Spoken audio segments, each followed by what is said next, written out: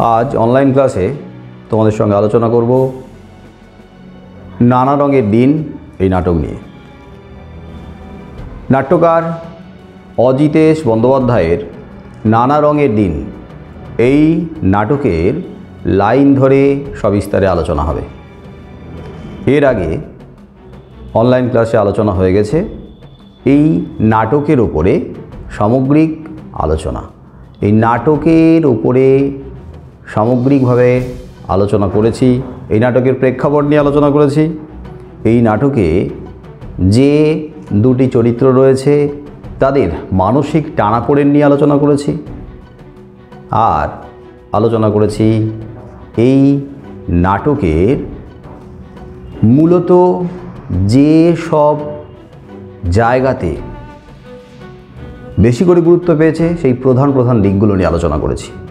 তাহলে আজকের আলোচনা হবে নাট্যকার অজিতেশ বন্দ্যোপাধ্যায়ের নানা রঙের দিন এই নাটকের লাইন ধরে সবিস্তারে আলোচনা বা পুঙ্খানুপুঙ্খ ব্যাখ্যা। এই লাইন ধরে আলোচনা তোমরা যদি মন দিয়ে শুনে রাখো, লাইন ধরে আলোচনা যদি মন দিয়ে দেখে রাখো, তাহলে পরীক্ষার সময় রচনাধর্মী প্রশ্নের উত্তর তো ভালোভাবে গুছিয়ে লিখতে পারবেই, সেই সাথে এখান থেকে যে ধরনের সংক্ষিপ্ত প্রশ্ন আসে, মানে এমসিকিউ আর এসএকিউর প্রশ্ন আসে, সেই প্রশ্নের উত্তরগুলো তোমাদের মনে থাকবে, তোমরা কিন্তু সুন্দর করে গুছিয়ে লিখতে পারবে। তাহলে এখন আলোচনা হবে লাইন ধরে পুঙ্খানুপুঙ্খ ব্যাখ্যা। নানা রঙের দিন। নানা রঙের দিন এই নাটকে দুটি চরিত্র রয়েছে। প্রথমেই দেখা যাচ্ছে এই নাটকের শুরুতে চরিত্রলিপি উল্লেখ করা রয়েছে। সেই চরিত্রলিপির মধ্যে আমরা দুটি চরিত্রকে দেখতে পাচ্ছি। একটি চরিত্র হলো রজনীকান্ত চট্টোপাধ্যায়, যিনি বৃদ্ধ অভিনেতা, যার বয়স ৬৮ বছর। আর একজন চরিত্র যিনি কালীনাথ সেন, তিনি প্রম্পটারের ভূমিকায় এখানে অভিনয় করেছেন, আর তার বয়স প্রায় ৬০ বছর বয়স। তো প্রায় ৬০ বছর বয়সী প্রম্পটারের ভূমিকায় কালীনাথ সেন, আর ৬৮ বছর বয়সী বৃদ্ধ অভিনেতার ভূমিকায় রজনীকান্ত চট্টোপাধ্যায়। রজনীকান্ত চট্টোপাধ্যায় বৃদ্ধ অভিনেতার ভূমিকায়, কিন্তু এখানে নানা রঙের দিন নাটকে তাকে আমরা দিলদারের চরিত্রে অভিনয় করতে দেখছি। দিলদার এই চরিত্র শাহজাহান নাটকে একটি গৌণ চরিত্র। তো এই গৌণ চরিত্রে রজনীকান্ত চট্টোপাধ্যায় অভিনয় করছেন। রজনীকান্ত চট্টোপাধ্যায় এই ৬৮ বছর বয়সে দাঁড়িয়ে তিনি তার অতীত স্মৃতিচারণায় ডুবে গেছেন। তার জীবনে অতীতের খাতা খুলে তিনি বসেছেন, যে অতীতের খাতায় নানা রঙের দিনগুলো ধরা পড়েছে। আমাদের জীবনটা একটা উদ্যান বা বাগানের সঙ্গে তুলনীয়। উদ্যানে যেমন বহু বিচিত্র রকমের ফুল ফোটে, আবার সেই ফুল সময়ের সাথে সাথে ঝরে পড়ে, ঠিক তেমনি আমাদের জীবনটাতেও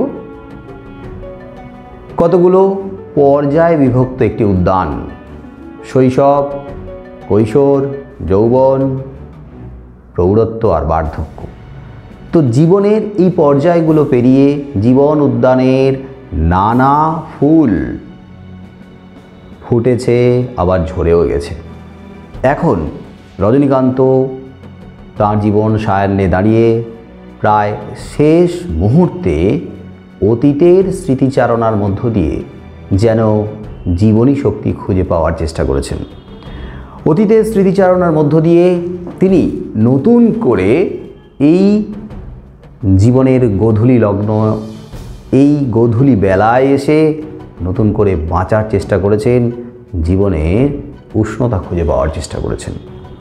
আসলে রজনীকান্ত চট্টোপাধ্যায় যিনি একা, তার পরিবারের কেউ নেই। এই বয়সে একটা মানুষ যখন একা, যখন তার অবলম্বন বলে কেউ নেই, যখন তার পাশে তার মনের কথা শোনার মতো কেউ নেই, তখন সেই মানুষটা আস্তে আস্তে হতাশাগ্রস্ত হয়ে পড়েন। এবং সেই হতাশা থেকে বেরিয়ে আসার জন্য তাকে কোনো না কোনো অবলম্বন খুঁজে পেতে হয়, আর সেই অবলম্বন এই মুহূর্তে তার স্মৃতি। তো স্মৃতিকে নির্ভর করে, স্মৃতিকে অবলম্বন করে রজনীকান্ত চট্টোপাধ্যায় এই মুহূর্তে নতুন করে বাঁচতে চেয়েছেন। আর হতাশাগ্রস্ত অবস্থায় রজনীকান্ত যেমন গতদিন রাতে মদের নেশা করেছিলেন, তেমনি আজকেরও মদের নেশায় আচ্ছন্ন। আসলে মদের নেশায় সাময়িকভাবে তিনি তার মানসিক যন্ত্রণা থেকে মুক্তি লাভ করার চেষ্টা করেছেন, মুক্ত হওয়ার চেষ্টা করেছেন। কিন্তু যখন কিছুটা মদের নেশা কাটল, তখন রজনীকান্ত জেগে উঠে হাতে একটা মোমবাতি নিয়ে মঞ্চে প্রবেশ করছেন। আর তার পরিধানে ওই দিন রাত্রে শাহজাহান নাটকে তিনি যে চরিত্রে অভিনয় করেছিলেন, সেই শাহজাহান নাটকের গৌণ চরিত্র দিলদারের চরিত্রের পোশাক পরিহিত অবস্থাতেই হাতে একটা মোমবাতি নিয়ে মঞ্চে প্রবেশ করলেন। এবার আমরা লাইন ধরে ব্যাখ্যা করব। চরিত্রলিপি রজনীকান্ত চট্টোপাধ্যায়, যিনি বৃদ্ধ অভিনেতা, 68 বছর বয়সী, আর কালীনাথ সেন প্রম্পটার, প্রায় 60 বছর বয়সী। পেশাদারি থিয়েটারের একটি ফাঁকা মঞ্চ, যে মঞ্চে অভিনীত হচ্ছে নাটক, সেই মঞ্চ পেশাদারি মঞ্চ, পেশাদারি থিয়েটার। বিভাব নাটকে যেমন গ্রুপ থিয়েটারের কথা বলা রয়েছে, সেই গ্রুপ থিয়েটার নয়, পেশাদারি থিয়েটার, যেখানে দর্শকেরা পয়সা দিয়ে টিকিট কেটে অভিনয় দেখতে আসে এবং অভিনেতা অভিনেত্রীরা পয়সার বিনিময়ে অভিনয় করে। এই থিয়েটারের পুরো যে অভিনয়ের জগৎ, সেটা কিন্তু পেশাদারি। তো পেশাদারি থিয়েটার একটা ফাঁকা মঞ্চ, সেই ফাঁকা মঞ্চের পেছনে রয়েছে রাত্রে অভিনীত নাটকের অবশিষ্ট দৃশ্যপট। রাতে যে নাটক হয়েছে, সেই নাটকের কিছু দৃশ্যপট তখনও পর্যন্ত অবশিষ্ট রয়েছে, তখনও পর্যন্ত সরানো হয়নি, তখনও পর্যন্ত সেখানে বজায় রয়েছে, পড়ে রয়েছে। আর কিছু জিনিসপত্র রয়েছে, কিছু যন্ত্রপাতি রয়েছে। তাহলে কোন নাটক অভিনীত হয়েছিল সে রাতে? না, শাহজাহান নাটক। তো সেই নাটকের কিছু অবশিষ্ট দৃশ্যপট পড়ে রয়েছে। দৃশ্যপট মানে নাট্যমঞ্চের পেছনে যে দৃশ্যপট বা সিনারি থাকে, আর কিছু জিনিসপত্র, যন্ত্রপাতি মঞ্চের উপরে পড়ে রয়েছে। মঞ্চের মাঝখানে একটি টুল ওল্টানো রয়েছে। মঞ্চের তোমরা ছবিতে দেখতে পাবে, পুরনো বইয়ের ছবিতে দেওয়া আছে যে মঞ্চের মাঝখানে একটা টুল ওল্টানো অবস্থায় রয়েছে। এখন রাত্রি, যখন রজনীকান্ত দিলদারের পোশাক পরে হাতে মোমবাতি নিয়ে প্রবেশ করছে, তখন কিন্তু রাত হয়ে গেছে এবং যথেষ্ট রাত্রি, চারদিকে অন্ধকার। দিলদারের পোশাক পরে প্রবেশ করেন রজনীকান্ত চট্টোপাধ্যায়, তাঁর হাতে একটা জ্বলন্ত মোমবাতি। হাসছেন তিনি। আসলে এই হাসি কিন্তু তার ভাগ্যের প্রতি, তার নিজের কপালের প্রতি যেন বিদ্রুপাত্মক হাসি, যেন কটাক্ষের হাসি। তিনি তার নিজের ভাগ্যের প্রতি বিদ্রুপাত্মক হাসি হেসে অভিনয় করছেন রজনীকান্ত। আচ্ছা, ব্যাপারটা কি বলো তো? ব্যাপারটা কি? সত্যি কি ব্যাপার? কি গেরো মানে সুতোতে যেমন আমরা গিট দিই, গিট আঞ্চলিক শব্দে গেরো। গিট মানে এখানে কি একটা জটিল অবস্থা, একটা কঠিন অবস্থা, একটা সমস্যা। তাহলে কি গেরো মানে কি সমস্যায় পড়া গেল, কি অসুবিধায় পড়া গেল, কি আপদে পড়া গেল, কি গেরো? গেরোটা কি না, রজনীকান্ত চট্টোপাধ্যায় ঘুমিয়ে পড়েছিলেন। ঘুমুলুম একেবারে গ্রিন রুমে। তিনি একেবারে গ্রিন রুমে ঘুমিয়ে পড়েছিলেন। গ্রিন রুম মানে সাজঘরে ঘুমিয়ে পড়েছিলেন। আসলে ওই দিন তিনি শাহজাহান নাটকে অভিনয় করেছেন। অভিনয় করার পরে গ্রিন রুমে কখন বসতে বসতে ঘুমিয়ে পড়েছিলেন তিনি জানেন না। আর তার যারা সহ অভিনেতা অভিনেত্রী তাকে জাগায়নি বা তার দিকে কিন্তু সাহায্যের বা মানবিকতার হাত বাড়িয়ে দেয়নি, একাই পড়ে রয়েছে। আসলে রজনীকান্তের বয়স হয়েছে, তার কাছ থেকে সেইভাবে এই মুহূর্তে পাওয়ার কিছু নেই কারোর, তাই কেউ তাকে সাহায্য করেনি, কেউ তার পাশে দাঁড়ায়নি, যে যার মতো নিজেদের গন্তব্যে যেতে ব্যস্ত। রজনীকান্ত জেগে উঠে বলছেন, ঘুমুলুম একেবারে গ্রিন রুমে, আমি একেবারে গ্রিন রুমে ঘুমিয়ে পড়লাম। নাটক কখন শেষ হয়ে গেছে? হ্যাঁ, নাটক কখন শেষ হয়ে গেছে, এখানে শাহজাহান নাটকের কথা বলা হয়েছে। হল পুরো ফাঁকা, শাহজাহান জাহানারা সব পাত্রপাত্রী ভোমা। শাহজাহান জাহানারা, শাহজাহানের কন্যা জাহানারা, তো এই সমস্ত পাত্রপাত্রী মানে অভিনেতা অভিনেত্রী যারা শাহজাহান জাহানারা এই নাটকের চরিত্রগুলোতে অভিনয় করেছে তারা ভোমা মানে যে যার মতো এদিক ওদিক, অর্থাৎ শূন্য। আর আমি দিলদার। দিলদার এই শাহজাহান নাটকের গৌণ চরিত্র। দিলদার এতক্ষণ পড়ে পড়ে গ্রিন রুমে নাক ডাকছিল, পড়ে পড়ে নাক ডাকছিল মানে ঘুমোচ্ছিল, গভীর ঘুমিয়ে পড়েছিল। ধুর, 12টা বেজে গেছে আমার, 12টা বেজে 5। তো কারোর জীবনে 12টা বাজা মানে অধঃপতনের চূড়ান্ত। 12টা আমরা কথায় কথায় বলি যে তোর 12টা বেজে গেছে, তো কারোর জীবনে 12টা বাজা মানে অধঃপতনের চূড়ান্ত অবস্থা। তবে সেই 12টা থেকে যখন ঘড়ির কাঁটা 12টা বেজে আরও সামনের দিকে এগোতে থাকে, মানে 12টা 1, 2, 3, 4, 5, তার মানে অধঃপতনের চূড়ান্ত, সেখান থেকে আরও নামছে, সেখান থেকে রিকভারি করার দিকে নয়, সেখান থেকে আরও অধঃপতনের দিকে যাচ্ছে। তার মানে তাকে সেখান থেকে টেনে তোলা সত্যিই মুশকিল। একে 68 বছর বয়সী বৃদ্ধ অভিনেতা, কেউ নেই, তার উপরে এই বয়সে তিনি মদ খেয়েছেন, গভীর ঘুমে নেশায় একবারে আচ্ছন্ন হয়ে রয়েছেন। তো তার জীবনে এই বয়সে মানুষ ধর্মকর্ম করে, এই বয়সে মানুষ একটু সজাগ সচেতন থাকে, শরীর স্বাস্থ্য নিয়ে ভাবে। এই বয়সে কি আর মদ খাওয়া উচিত না খেলে সহ্য হয়? লোকজন শুনলে ভাববে কি, 12টা বেজে গেছে আমার, সত্যি 12টা বেজে, আমার কোনো হুঁশ নেই, চেতনা নেই, রাত কত হলো কে জানে, ঘুমিয়ে পড়েছিলেন। এমনিতেই রাতে অভিনয় হয়েছে, তারপরে কতক্ষণ কেটে গেছে ঘুমে নিজেই জানেন না, তাই রাত কত হলো কে জানে। এত টানলে কি আর কারো কাণ্ডজ্ঞান থাকে? সত্যি কী টানার কথা বলা হয়েছে? না, মদ খাওয়ার কথা বলা হয়েছে, নেশা করার কথা বলা হয়েছে। সত্যি অতিরিক্ত নেশা করলে কারোর তো কাণ্ডজ্ঞান থাকে না, কারোর তো হুঁশ থাকে না, একেবারে চেতনা হারিয়ে অবচেতনে চলে যায়।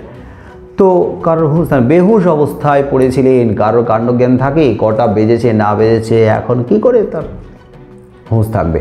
চেয়ারে পড়েছি আর ঘুমেই, যে চেয়ারে পড়েছি, এত এমনিতেই ক্লান্ত অভিনয়ের পরে, তারপরে মানসিকভাবে বিধ্বস্ত, তার উপরে নেশায় আচ্ছন্ন, তাই যথেষ্ট ক্লান্তি, মানসিক ক্লান্তি, শারীরিক ক্লান্তি। তো এই ক্লান্তি নিয়ে চেয়ারে বসে পড়ার সাথে সাথেই তিনি ঘুমিয়ে পড়েছেন। বাহ বাহ বাহ বাহ বুদ্ধা, আচ্ছা হি কিয়া, क्या होगा तुमसे, कुछ नहीं, बिल्कुल कुछ नहीं।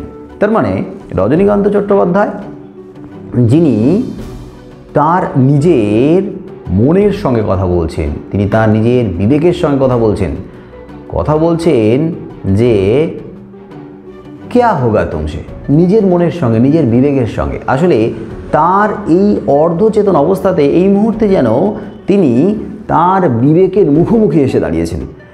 বিবেক সত্তা যেন তার সঙ্গে কথা বলছে, এই মুহূর্তে নিজের মনের সঙ্গে কথা বলছে, মানে নিজের বিবেকের সঙ্গে কথা বলছে। তাই বলছে এত টানলে কি আর কারোর কাণ্ডজ্ঞান থাকে? সত্যি তাই, চেয়ারে পড়েছে আর ঘুম। বাহ বাহ বুদ্ধা বুদ্ধা, এই রজনীকান্ত চট্টোপাধ্যায় তিনি তো বুদ্ধা হয়ে গেছেন, তিনি তো বুড়ো হয়ে গেছেন। তো বুড়ো, তোমার কি হবে, क्या होगा तुमसे, তোমার কি হবে? হ্যাঁ, कुछ नहीं, তোমার আর কিচ্ছু হওয়ার নেই, বিলকুল कुछ नहीं, সত্যি একদম কিছু হওয়ার নেই তোমার। এই বয়সে মদ খেয়ে কী কাণ্ড, সত্যি কাণ্ডজ্ঞান গেছে, कुछ नहीं। এদিকে চেঁচিয়ে ডাকছেন, রামরেজ রামরেজ। আরে গেল কোথায় লোকটা? কোথায় ধেনু টেনে পড়ে আছে বেটা, এ রামরেজ। তো এখন ধেনু টেনে পড়ে থাকার কথা বলা হয়েছে। ধেনু এখানে ধান থেকে চাল, চাল থেকে ভাত, ভাত পচিয়ে সেখান থেকে তৈরি করা হয় হাড়িয়া তথা মদ।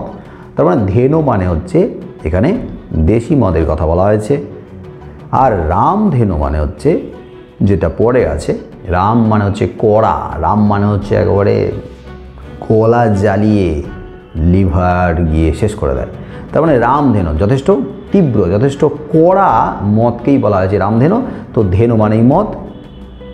রামরিজ বলতে কার কথা বলা হয়েছে? রামরিজ এখানে সেই অর্থে কোনো চরিত্র নয়, রামরিজ নেপথ্যেই থেকে গেছে। রামরিজের কথা রজনীকান্ত চট্টোপাধ্যায়ের কথা প্রসঙ্গে উঠে এসেছে, রামরিজকে ডাকছে। আসলে রামরিজ আমরা ধরে নিতে পারি যে এই থিয়েটারের কেয়ারটেকার, এই থিয়েটারের কেয়ারটেকার, যার কাজ সবাই চলে যাওয়ার পরে থিয়েটারকে বন্ধ করা, থিয়েটারের গেট লাগানো।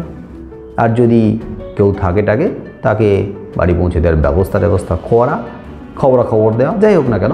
এর আগের দিন রাতে রজনীকান্ত চট্টোপাধ্যায় যখন মদ খেয়ে পড়ে রয়েছিলেন গ্রিন রুমে, তখন রজনীকান্ত চট্টোপাধ্যায়কে রামব্রিজ ট্যাক্সি ডেকে তার বাড়ি পৌঁছে দিয়েছিলেন, মানে ট্যাক্সিটাই তুলে দিয়েছিলেন, তো ট্যাক্সি তাকে বাড়িতে নিয়ে গিয়েছিল। তার মানে রামব্রিজ গতদিন যেহেতু সাহায্য করেছে, তাই রজনীকান্তের বিশ্বাস আজকের তাকে এই অবস্থাতেও ট্যাক্সি ডেকে রামব্রিজই তুলে দেবে। কিন্তু রামব্রিজ কেন তুলে দেবে? গতদিন সাহায্য করেছেই বলে যে আজকে সাহায্য করবে তার তো কোনো মানে নেই। না, সাহায্য করবে। তার কারণ হচ্ছে গতদিন রামব্রিজ তাকে সাহায্য করার জন্য রজনীকান্ত তাকে 3 টাকা বকশিস দিয়েছিল, 3টে টাকা বকশিস দিল। তো সেই সময় 3 টাকা মানে রামব্রিজের মতো মানুষের কাছে যথেষ্ট। তো 3 টাকা বকশিস পেয়ে খুব খুশি হয়েছে, এবং সেই খুশিতে আজকের রামব্রিজ রজনীকান্ত চট্টোপাধ্যায়কে মদ কিনে দিয়ে গেছে, মদ খাইয়েছে। যাই হোক, রামব্রিজ এই মুহূর্তে এই পরিস্থিতিতে আসবে, সেই জন্য রামব্রিজকে ডাকা। রামব্রিজ, আরে গেল কোথায় লোকটা কোথায় গেল? এতবার ডাকছি, আশেপাশে কোথাও নেই। আরে আমাকে তো মদ খাইয়েছে আর নিজেও মদ খেয়ে কোথায় পড়ে আছে, তা ঠিক আছে, তাও একবার শেষ ডাকা। রামব্রিজ নিজে হতাশ হয়ে পড়েন। এখান থেকে প্রশ্ন আসতে পারে যে হতাশ হয়ে পড়লেন, কি কারণে হতাশ হয়ে পড়লেন? তার মনে হলো যে রামব্রিজ নিজেই নেশা করে কোথাও পড়ে রয়েছে, তাই রামব্রিজ হয়তো খুব সহজে আসবে না, তাই হতাশ। তাহলে তাকে কে এখন ট্যাক্সি ডেকে ট্যাক্সিতে তুলে দেবে? কিছুক্ষণ অপেক্ষা করে দেখাই যাক। তো টুলটা সোজা করে তার উপরে বসেন আর মোমবাতিটাকে টুলের উপরে রাখেন। তো এই জায়গায় মাথায় রাখবে টুলটা পড়ে রয়েছে উল্টানো অবস্থায়। কোথায়? না, মঞ্চে। এইবারে টুলটাকে তিনি সোজা করে রেখে হাতে জ্বলন্ত মোমবাতিটা টুলের ওপরে রেখে তারপরে তিনি দাঁড়িয়ে আছেন। চারদিক নিঝুম। সত্যি, একে তো রাত অনেক হয়েছে, তার উপরে একটা ঘোরের মধ্যে আছে, একটা বিভোর হয়ে আছে। অতীত স্মৃতিচারণা, মদের নেশা, কেমন যেন নিঝুম। তারপরে এক পা করে মৃত্যু যেন এগিয়ে আসছে। 68 বছর বয়স, তো মনে হচ্ছে কেউ নেই, কোথাও নেই, নিঃসঙ্গ, একাকী, চারদিকে নিঝুম। খালি আমার গলাটাই ঘুরে ফিরে কানে বাজছে, আমার গলাটাই কানে বাজছে। অর্থাৎ নিজের গলা, নিজের কণ্ঠস্বর নিজের কানেই প্রতিধ্বনিত হচ্ছে, আর তো কেউ নেই। রামব্রিজকে ডাকলেও সেই গলাই কানে ফিরে আসছে, যা বলছে সেই কথাগুলো কানে ফিরে আসছে। খালি আমার গলাটাই ঘুরে ফিরে কানে বাজছে আমার। কেমন যেন ভয় লাগছে। হ্যাঁ, কেমন যেন ভয় লাগছে, গা ছমছম করছে। আসলে মানুষ যখন একা হয়ে পড়ে, নিঃসঙ্গ হয়ে পড়ে, মানুষ যখন মনে করে যে কেন বাঁচবো, কিসের জন্য বাঁচবো, কার জন্য বাঁচবো, তখন মানুষের ভয় লাগে।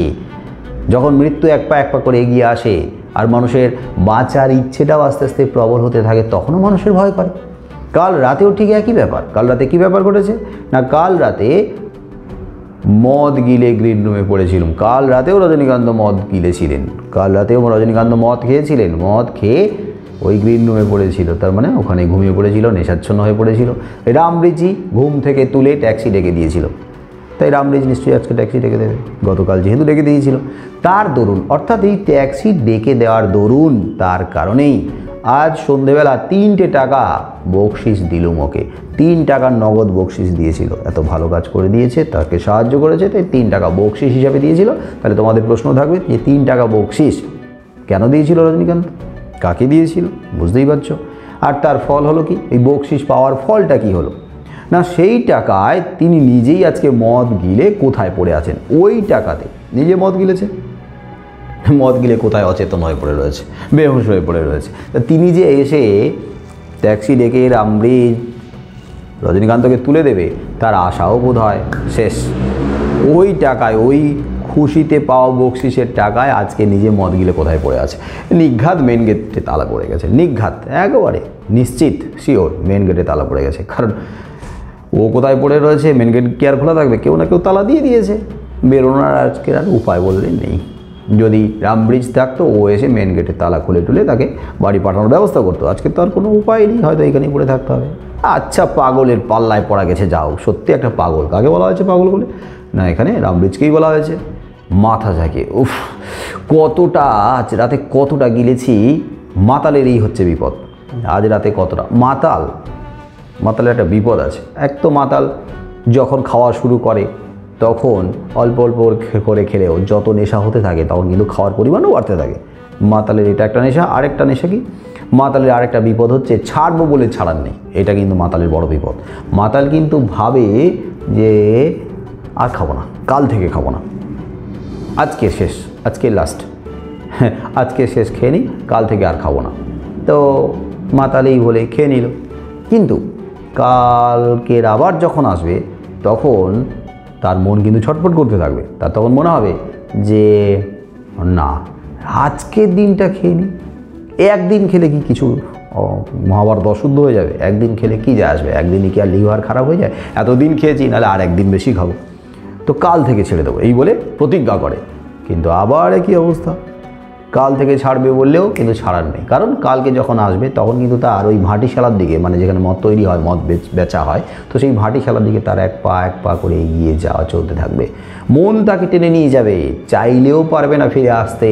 কিন্তু মাতাল প্রতিদিনই সিদ্ধান্ত নেয়, প্রতিজ্ঞা করে যে কাল থেকে মদ ছাড়বো, আজ থেকে নয়। যদি এই প্রসঙ্গে তোমাদের বলে রাখা ভালো, যা করবে আজ থেকেই বলবে। আর যদি মনে করো যে কাল থেকে করব, তাহলে কিন্তু কাল তো মহাকাল হয়ে যাবে। ওই কাল কবে আসবে তার ঠিক ঠিকানা নেই। কাল যেটা ভাবছো আজকেরই করবে, আর আজকের যেটা ভাবছো এখনই করবে, এখনই। যাই হোক, মাতালের এই হচ্ছে বিপদ। তার বিপদটা বুঝতে পারছো কি না? ছাড়বো বললে ছাড়ার নেই। মাতাল ভাবে মদ ছেড়ে দেবো কাল থেকে, কিন্তু ছাড়তেই পারে না। আরে বাবা, দিলুম তোকে বকশিস দিলুম। কে কাকে বকশিস দিয়েছিল? রজনীকান্ত রামব্রিজকে বকশিস দিয়েছিল, 3 টাকা বকশিস দিয়েছিল। বকশিস দেওয়ার পেছনে কারণ আগেই বলা হয়ে গেছে না, রামব্রিজ ট্যাক্সি ডেকে রজনীকান্তকে তুলে দিয়েছিল, তো তার জন্য খুশি হয়ে বকশিস দিয়েছিল। না, উনি আবার সেই আনন্দে আমাকেই 1.5 বোতল খাইয়ে গেলেন। বকশিস পাওয়ার আনন্দে আমাকেই 1.5 বোতল খাইয়েছিলেন। 1.5 বোতল একটা মানুষ রামধেনু, মানে একবারে কড়া মদ যদি 1.5 বোতল একা খায়, তাহলে তার সত্যি বেহুশ অবস্থা হবে, উল্টো পাল্টা বকবে, মাতাল হয়ে যাবে, এটাই স্বাভাবিক। যাই 1.5 বোতল খাইয়ে গেলেন। এটাও কিন্তু তোমাদের একটা প্রশ্ন থাকতে পারে যে বকশিস পাওয়ার আনন্দে কত বোতল খাইয়ে গিয়েছিলেন রজনীকান্তকে? 1.5 বোতল খাইয়ে গেলেন। একেবারে রামধেনু, একবারে খাঁটি, একবারে মানে বুকের ভেতরটা কাঁপিয়ে দিচ্ছে। উফ, বুকের ভেতরটা থরথর করে কাঁপছে। একে মদ, তারপরে এতটা পরিমাণ, তারপরে এই বয়সে সহ্য হবে কেন? তো বুকের ভেতরটা যেন কাঁপছে, আর মুখের ভেতরটা যেন অডিটোরিয়ামের মতো, একবারে ফাঁকা হল ঘরের মতো। ইন্টারভেলে দর্শকরা যেন হাঁটাহাঁটি লাগিয়ে দিয়েছে। ইন্টারভেল হলে, বিরাম হলে, এই ইন্টারভেলের সময় দর্শকরা যেমন অডিটোরিয়ামে এদিক ওদিক পাইচারি করে, ঘুরে বেড়ায়, হাঁটাহাঁটি করে, কিছুক্ষণের জন্য সময় কাটায়, তো সেই অডিটোরিয়ামে ইন্টারভেলে দর্শকদের হাঁটাহাঁটির মতো ওর মুখের ভেতরটা যেন কেমন খালি খালি লাগছে, আর মনে হচ্ছে যেন কেউ জিভটাকে টানছে, গলার দিকে টেনে নিয়ে যাচ্ছে, জিভ যেন টেনে নিয়ে যাচ্ছে, গলা শুকিয়ে আসছে, যেন দম নিতে পারছে না, নিঃশ্বাস নিতে পারছে না। উফ, জিভটা কি টানছে রে বাবা, কি টানছে জিভটা। একটু থামেন, দম নিতে হবে, এই বয়সে আর পাচ্ছে না। অকারণ রে বাবা, সত্যি এর পেছনে কি কোনো কারণ আছে? অকারণে এই মদ খাওয়া সত্যি কোনো কারণ নেই। এই বয়সে কেউ মদ খায় অকারণে? এই সমস্ত একেবারে নিজের বিপদ নিজে ডেকে এনেছে। কেউ যদি বলে, নিজের মনের সঙ্গে কথা বলছে, কিন্তু নিজের বিবেকের সঙ্গে কথা বলছে, কেউ যদি বলে রজনীবাবু অনেক বয়স তো হলো, অনেক বয়স হলো, আপনার বয়স কি কম? মদ টদ খাওয়া এই বয়সে কি আপনার শোভা দেয়? এই বয়সে এবার মদ খাওয়াটা ছাড়ুন, আর কত বয়সে আর এই বয়সে মদ খাওয়া উচিত? কোনো জবাব আছে? সত্যি তাই। এই বয়সে তো মানুষ ধর্মকর্ম করে, এই বয়সে তো মানুষ নাম সংকীর্তন করে, সকাল সন্ধ্যা নিয়ম করে খাওয়া দাওয়া করেন, বেড়াতে যায়, ইত্যাদি ইত্যাদি। তো এই বয়সে মদ খাওয়াটা সত্যি কেউ যদি জিজ্ঞেস করে তো কী জবাব দেবে? কোনো জবাব আছে? সত্যি কোনো জবাব নেই। রোজ দিন যায়, সন্ধে হয় আর মদ খায়, রোজ দিন যায় আর ভাবে কাল থেকে আর মদ খাবো না, কিন্তু সন্ধে হলে আবার মদ খাওয়া শুরু করে দেয়। ওই যে মাতালের ওই হচ্ছে বিপদ, ছাড়বো বললে ছাড়ার নেই। মদ রোজ খেতে খেতে একবারে নেশাচ্ছন্ন হয়ে গেছে। উফ ভগবান, শিরদাঁড়াটা গেল, শিরদাঁড়াটা যেন একবারে আর পারছে না। একে এতক্ষণ ধরে নাটক করেছিল, তারপরে ওইভাবে পড়েছিল একবারে অচেতন হয়ে ঘুমিয়ে, তারপরে এইভাবে মঞ্চে এসে আবার দাঁড়িয়েছে। শিরদাঁড়াটা আর পারছে না ভর নিতে, বুকটা ভীষণ কাঁপছে, বুকটা কাঁপছে, থরথর করে কাঁপছে। মনে হচ্ছে আর বেশি দিন নয়, বেশিক্ষণ বলে বাঁচবে বলে মনে হয় না। মনে হচ্ছে যেন রজনীবাবু ভাই শরীরটার দিকে একটু নজর দিন। হ্যাঁ, আপনার 68 বছর বয়সী মানুষ তো একটু শরীরের কথা ভাবে, তার শরীরটার দিকে একটু নজর দিন। নিজের বিবেক তার সামনে এসে তাকে জানান দিচ্ছে, তাকে সচেতন করছে, তাকে সজাগ করছে যে নিজের শরীরটার দিকে একটু তাকান, নিজের শরীরটার দিকে একটু নজর দিন। আর এই বয়সে কি এত সয়? এই বয়সে এত সয় না, এই বয়সে এত সহ্য হয় না। এত মদ এই বয়সে কী করে সহ্য হবে? কত বুড়ো হয়েছেন ভাবুন দেখিনি। ঠিক তাই, কত বুড়ো আমরা আগেই পড়েছি যে 68 বছর বয়স। সত্যি তাই, প্রৌঢ়ত্ব পার করে বার্ধক্যে পা দিয়ে দিয়েছেন। থামেন। হ্যাঁ, বুড়ো হয়েছেন বই কি রজনীবাবু? রজনীবাবু সত্যিই বুড়ো হয়েছেন। 68টা বছর কি নেহাত কম বয়স? হ্যাঁ, 68 বছর নেহাত কম বয়স নয়। ছোকরাদের মতো ঢং ঢং করতে পারেন, ঢং মানে অভিনয়, ছোকরাদের মতো।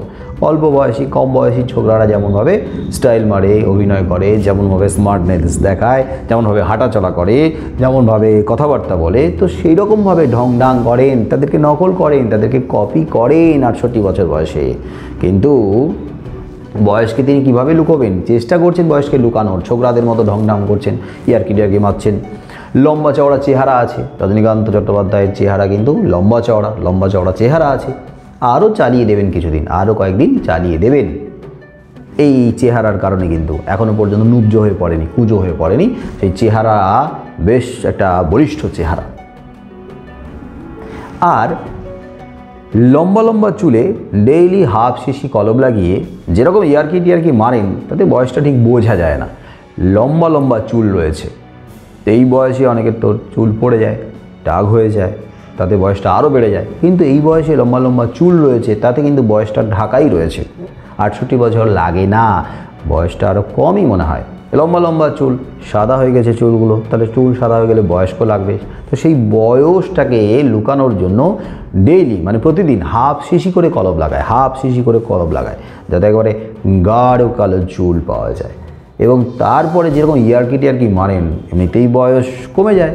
আর তারপরে কম বয়সীদের মতো, ছোকরাদের মতো এমন ইয়ার্কি টিয়ার্কি মারেন, ঢং ঢং করেন, তাদের বয়সটা ঠিক বোঝা যায় না। তাহলে এখান থেকে একটা প্রশ্ন আসবে যে বয়স বোঝা যায় না খুব একটা, তার কারণ কি? মানে বয়সটাকে কীভাবে লুকোয়? তাহলে এক হচ্ছে চেহারার কারণে বয়সটা কম মনে হয়, লম্বা চওড়া চেহারা।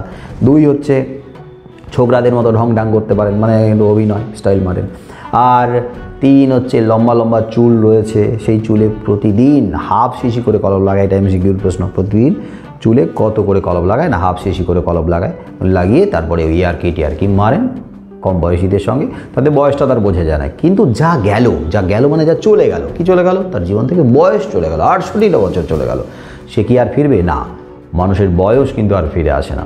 মানুষ চেষ্টা করে, বয়স যত বাড়তে থাকে বয়সটাকে ধরে রাখার চেষ্টা করে, কিন্তু বয়সকে তো আর ধরে রাখা যায় না। যাই হোক, তবুও চেষ্টা, শেষ চেষ্টা বয়সটাকে ধরে রাখার, বিশেষ করে নিজের কাছে না হলেও মানুষের চোখে বয়সটাকে লুকানো। তো যা চলে গেল 68টা বছর জীবন থেকে, সেটা তো আর ফিরবে না। এই 68 বছর এক পা করে এগিয়ে চলেছে মৃত্যুর দিকে, এক পা করে মৃত্যুর দিকে এগিয়ে যাচ্ছে। 68 বছর চলে গেছে, আরও একটা দিন এগিয়ে চলেছে, আর কিছু দিন পরেই শেষ। আর জীবনে ভোর নেই, সকাল নেই, দুপুর নেই, সন্ধে ফুরিয়েছে, এখন শুধু মাঝ রাত্রিরের অপেক্ষা। এখানে জীবনে ভোর বলতে শৈশব কেটে গেছে, সকাল বলতে কৈশোরও চলে গেছে, দুপুর বলতে যৌবনও ফুরিয়ে গেছে, আর সন্ধেও ফুরিয়ে গেছে। সন্ধে মানে প্রৌঢ়ত্ব, সেটাও চলে গেছে। আর এখন মাঝ রাত্রির মানে বার্ধক্য এবং বয়সের শেষ সীমা, মৃত্যুর অপেক্ষা। এখানেই গল্প শেষ। হ্যাঁ, বার্ধক্যের শেষে সেই গল্প শেষ হয়ে যায়, জীবনের গল্প এখানেই শেষ হয়ে যায়। এরপর রজনীবাবু এসে বলবেন, কি বলবেন? রজনীবাবু মানে ব্যক্তি রজনীবাবু, অভিনেতা রজনীবাবু। এখন ব্যক্তি রজনীবাবু, অভিনেতা রজনীবাবুর সামনাসামনি এসে দাঁড়িয়েছে। অভিনেতা রজনীবাবু এসে কি বলবেন? আমি লাস্ট সিনে প্লে করব না, লাস্ট সিন, শেষ সিনে প্লে করব না ভাই, শেষ সিনে অভিনয় করব না, আমাকে ছেড়ে দিন। কারণ আমার বয়স হয়েছে, আমার এত রাত জাগাটা উচিত নয়, আমি পারছি না, সম্ভব নয়, আমাকে বাড়ি ফিরতে হবে, আমি পারবো না, আমাকে ছেড়ে দিন। কিন্তু কার্টেন উঠবেই, কার্টেন অর্থাৎ পর্দা উঠবেই। নাট্যমঞ্চের পর্দার সঙ্গে এখানে ব্যঞ্জনা জুড়ে গেছে। লাস্ট সিনে প্লে করবো না, নাটকে লাস্ট সিন হলেও এখানে জীবনের শেষ সিনের কথা বলা হয়েছে। আমি শেষ সিনে প্লে করবো না, আমাকে ছেড়ে দিন, মানে আমি বাঁচতে চাই, আমাকে মুক্তি দিন। কিন্তু কার্টেন উঠবে, অর্থাৎ মানুষের জীবনে আয়ু ফুরিয়ে গিয়ে মানুষকে এক সময় না এক সময় মারা যেতেই হবে, তাকে ওপারে যেতেই হবে। কার্টেন উঠবেই। দেখা যাচ্ছে রজনীকান্ত যেন মারা গেছে, তাকে নিয়ে যাওয়া হয়েছে শ্মশান ঘাটে, চিতায় তোলা হবে। শ্মশান ঘাট, পরিচিত বন্ধু বান্ধব সব দাঁড়িয়ে রয়েছে, চোখে জল ফেলছে। ওপার থেকে এসছেন দুধ, যেন জমদূত। ওপারের দুধ উইংসে এসে রেডি, নাট্যমঞ্চের উইংস। এখানে চিতায় তোলার আগে আগে যমদূত এসে হাজির হয়েছে, দাঁড়িয়েছে, তাকে নিয়ে যাবে। তার মানে মানুষ যখন এইরকম অবস্থায়, তখন কিন্তু সে যেন মৃত্যুকে চাক্ষুষ করে, মৃত্যুকে যেন দেখতে পায়। মৃত্যু এসে দাঁড়িয়েছে, মৃত্যুর দুধ এসে দাঁড়িয়েছে, তাকে নিয়ে যেতে চায়। কিন্তু এই অবস্থায় বাঁচতে চায় দুদণ্ড মানুষ, মৃত্যুর দূতের কাছে হাত জোর করে কাতরভাবে প্রার্থনা করতে চায়, আমাকে আর কিছুদিন বাঁচতে দিন, একটু থামেন। সামনের দিকে তাকান, সামনের দিকে, হলের দিকে তাকান। সামনের দিকে তাকিয়ে কি দেখতে পাচ্ছেন?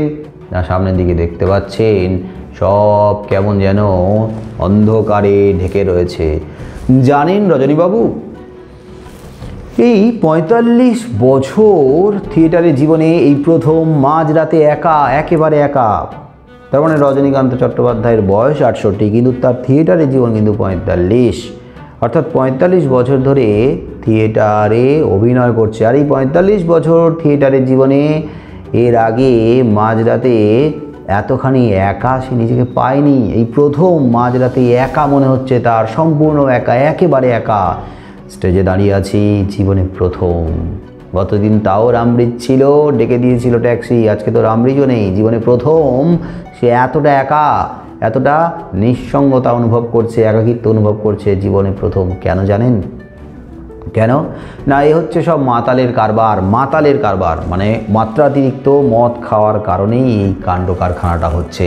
গতদিন মদ খেয়েছিল, কিন্তু এতটা পরিমাণ নয়, এবং সময় মতো ট্যাক্সি ডেকে দিয়েছিল রামব্রিজ, কিন্তু আজকে তো রামব্রিজ নেই, আর মদের পরিমাণটা বেশি হয়ে গেছে। একেবারে একাই ১.৫ বোতল মদ খেয়েছে, রামধেনু।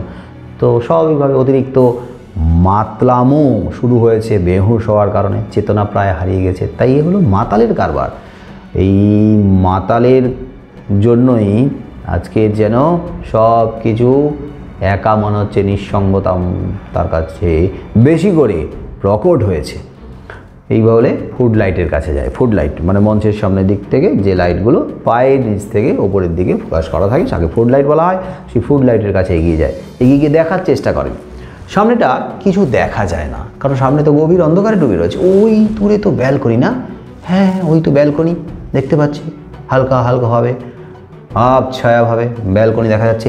ওই তো ফার্স্ট বক্সটাও দেখতে পাচ্ছি, ফার্স্ট বক্স যেখানে দর্শকরা বসে থাকে। হ্যাঁ, ওই তো সেকেন্ড বক্স ধীরে ধীরে আরও প্রকট হচ্ছে। ওই তো থার্ড, ফোর্থ বক্সটাও, কিন্তু পুরোপুরি প্রকট হচ্ছে না, অন্ধকারে ডুবে রয়েছে, সব গভীর অন্ধকারে ডুবে আছে। যেন দেখার চেষ্টা করছে, এবং তার এই চর্মচক্ষে না দেখতে পাওয়া গেল, যেন মনের চোখে দেখতে পাচ্ছে। হ্যাঁ, ওই তো ফার্স্ট, সেকেন্ড, থার্ড, ফোর্থ বক্সটাও দেখতে পাচ্ছি। সব গভীর অন্ধকারে ডুবে আছে, সব মিলিয়ে যেন একটা শ্মশান মৃত্যুর মুখোমুখি এসে দাঁড়িয়েছে। গোটাটাই যেন একটা শ্মশান ভূমি বলে মনে হচ্ছে। কেউ নেই, কিছু নেই, মৃত্যুর দূর দেশে অপেক্ষা করছে, তাকে নিয়ে যেতে চায়। যেন ওর দেওয়ালে কালো কালো অঙ্গারে লেখা আছে জীবনের শেষ কথাগুলো। ওর দেওয়ালে। কার দেওয়ালে? না, এই থিয়েটারের দেওয়ালে কালো কালো অঙ্গারে লেখা আছে জীবনের শেষ কথাগুলো। অঙ্গার মানে কয়লা। একে তো দেয়ালগুলো অন্ধকারে ডুবে আছে, তাহলে কালো দেয়ালে যদি কালো অঙ্গার কয়লা দিয়ে লেখা হয়, তাহলে কী হবে? সবটাই অন্ধকারে ডুবে থাকবে, কিছু দেখা যাবে না। তার মানে রজনীকান্ত তাও দেখতে পাচ্ছে তার সামনে থিয়েটারের দেওয়ালে অঙ্গারে লেখা আছে, যেন স্পষ্ট দেখতে পাচ্ছে, জলজল করছে। আসলে সেই দেখাটা তার এই চোখে নয়, তার মনের চোখে দেখতে পাচ্ছে। এতদিন ৪৫ বছর ধরে এই যে থিয়েটার জীবনের অভিজ্ঞতা, সবই যেন এই কালো কালো দেয়ালে অঙ্গারে লেখা আছে আর তার চোখের সামনে সেটা প্রকট হচ্ছে। লেখা আছে জীবনের শেষ কথাগুলো, জীবনের শেষের দিকে কত কথা সেগুলো লেখা রয়েছে। আর শুধু জীবনের শেষের দিকে নয়, লেখা রয়েছে আরও অতীতের কত কথা, কত নড়াচড়া, কত উদ্বেগ, কত প্রেম, কত মায়া, সমস্ত কিছু এখানে লেখার হরপে সাজানো রয়েছে। সব মিলিয়ে যেন মৃত্যুর নিঝুম ঘুমের আয়োজন করে রেখেছে কারা, কিন্তু সব কিছুই যেন শেষ হয়ে গেছে। মৃত্যুর আয়োজন করে রেখেছে কারা? মনে হচ্ছে যমদূত আমাকে নিতে এসছে। কি শীত! যখন বয়স কম ছিল, যখন যুবক ছিল, তখন এত শীতকেও পরোয়া করেনি, কিন্তু আজকে এর বয়স বেড়েছে, রক্ত ঠান্ডা হয়ে গেছে, মনের জোর কমেছে, শীতটাও যেন চেপে ধরেছে। উফ, কি শীত! সব আছে, শুধু মানুষ নেই। সব ভুতুড়ে বাড়ির মতো খাঁ খাঁ করছে। হ্যাঁ, সব আছে কিন্তু মানুষ নেই, কেউ তাকে সাহায্য করার জন্য নেই। সব ভুতুড়ে বাড়ি যেমনভাবে, পুরো বাড়ি যেমনভাবে খাঁ খাঁ করে, তেমনি খাঁ খাঁ করছে। মরে গেছে নাকি? সবাই কি মরে গেল নাকি? সবাই কোথায় গেল? সব মরে গেছে, আমাকে ছেড়ে দিই।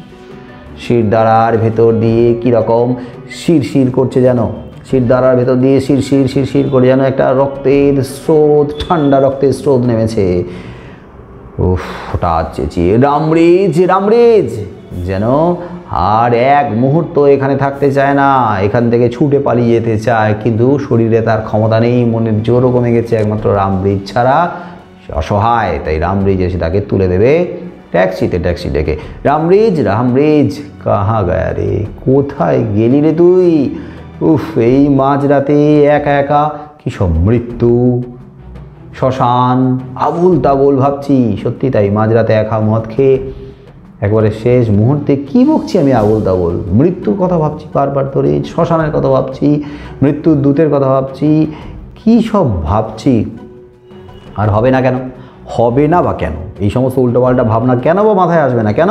কম গিলেছি আজকে, হ্যাঁ, এতটাই খেয়েছে, এতটাই মদ খেয়েছে, নেশার কারণে এই সমস্ত হচ্ছে। এদিকে আবার তার সামনে তার বিবেক তাকে, তার চেতনা উদয় ঘটাচ্ছে। বিবেক বলছে, মদটা ছেড়ে দিন রজনীবাবু, মদটা ছেড়ে দিন রজনীবাবু, মদটা ছেড়ে দিন, মদটা ছেড়ে দিন। এই বয়সে, এই বয়সে মদ খাওয়াটি কি ঠিক নাকি? বুড়ো হয়ে গেছেন, আর আপনার বয়সও তো অনেক হয়েছে, বুড়ো হয়ে গেছেন, মদ টদ কি সহ্য হয়? আর দুদিন বাদেই খাটে উঠবেন মশাই। কী খাটে? চিতার খাটে। চিতাতে নিয়ে যাওয়ার জন্য যে সববাহী খাট, সেই খাটে উঠবেন। প্রত্যেককে তো সেই সববাহী খাটে করে নিয়ে যাওয়া হয়, তো আর কদিন পরেই তো সেই সববাহী খাটে উঠবেন। একবার তো ঘাটের মরার মতো হয়ে গেছেন। এই বয়সে আপনার কি করে সহ্য হবে মদ? ধরুন আপনার মতো বয়স হয়েছে যাদের, 68 বছর বয়স বা ওই রকম কাছাকাছি, বা একটু বেশি বা কম, যাই হোক, তো তারা কিভাবে জীবন কাটায়? তারা তো অনেক মেপে চোখে কাটায় না, তারা নিজেদের সময় দেন। 68 বছর বয়স যাদের হয়েছে, তো তারা মাপযোগ করে খাওয়া দাওয়া করেন স্বাভাবিকভাবে। এই বয়সে কি আর বেশি খাওয়া দাওয়া গুরুপাক সহ্য হবে? মাপযোগ করে একটা পরিমাণ, যতটা পরিমাণ খেলে হজম হবে ততটা পরিমাণই খায়, মাপযোগ করে খাওয়া দাওয়া করেন। বেহিসেবি জীবনযাপন করে না, হিসেব নিকেশ করে করেন। সকাল সন্ধ্যা বেড়াতে যান, মন ভালো থাকার জন্য, শরীর স্বাস্থ্য ভালো থাকার জন্য সকাল সন্ধ্যা বেড়াতে যান, স্বাভাবিক। বেশি চাপ নেওয়া তো উচিত নয় এই বয়সে। সন্ধ্যেবেলা কীর্তন টের্তন করেন, ভগবানের নাম টাম করেন, কীর্তন টের্তনে যোগ দেন, ভগবানের নাম করেন, মন ভালো থাকবে। কারণ শরীর তো চলবে না, তাই না? তাই ঠাকুর দেবতার নাম নেওয়া, ধর্মকর্ম করা, একটু আধ্যাত্মিকতার জগতে নিজেকে এই বয়সীরা কিন্তু জুড়ে দেন, অংশগ্রহণ করেন। আর আপনি রজনীবাবু এসব কী করছেন মশাই? এই বয়সে আপনি কী করছেন?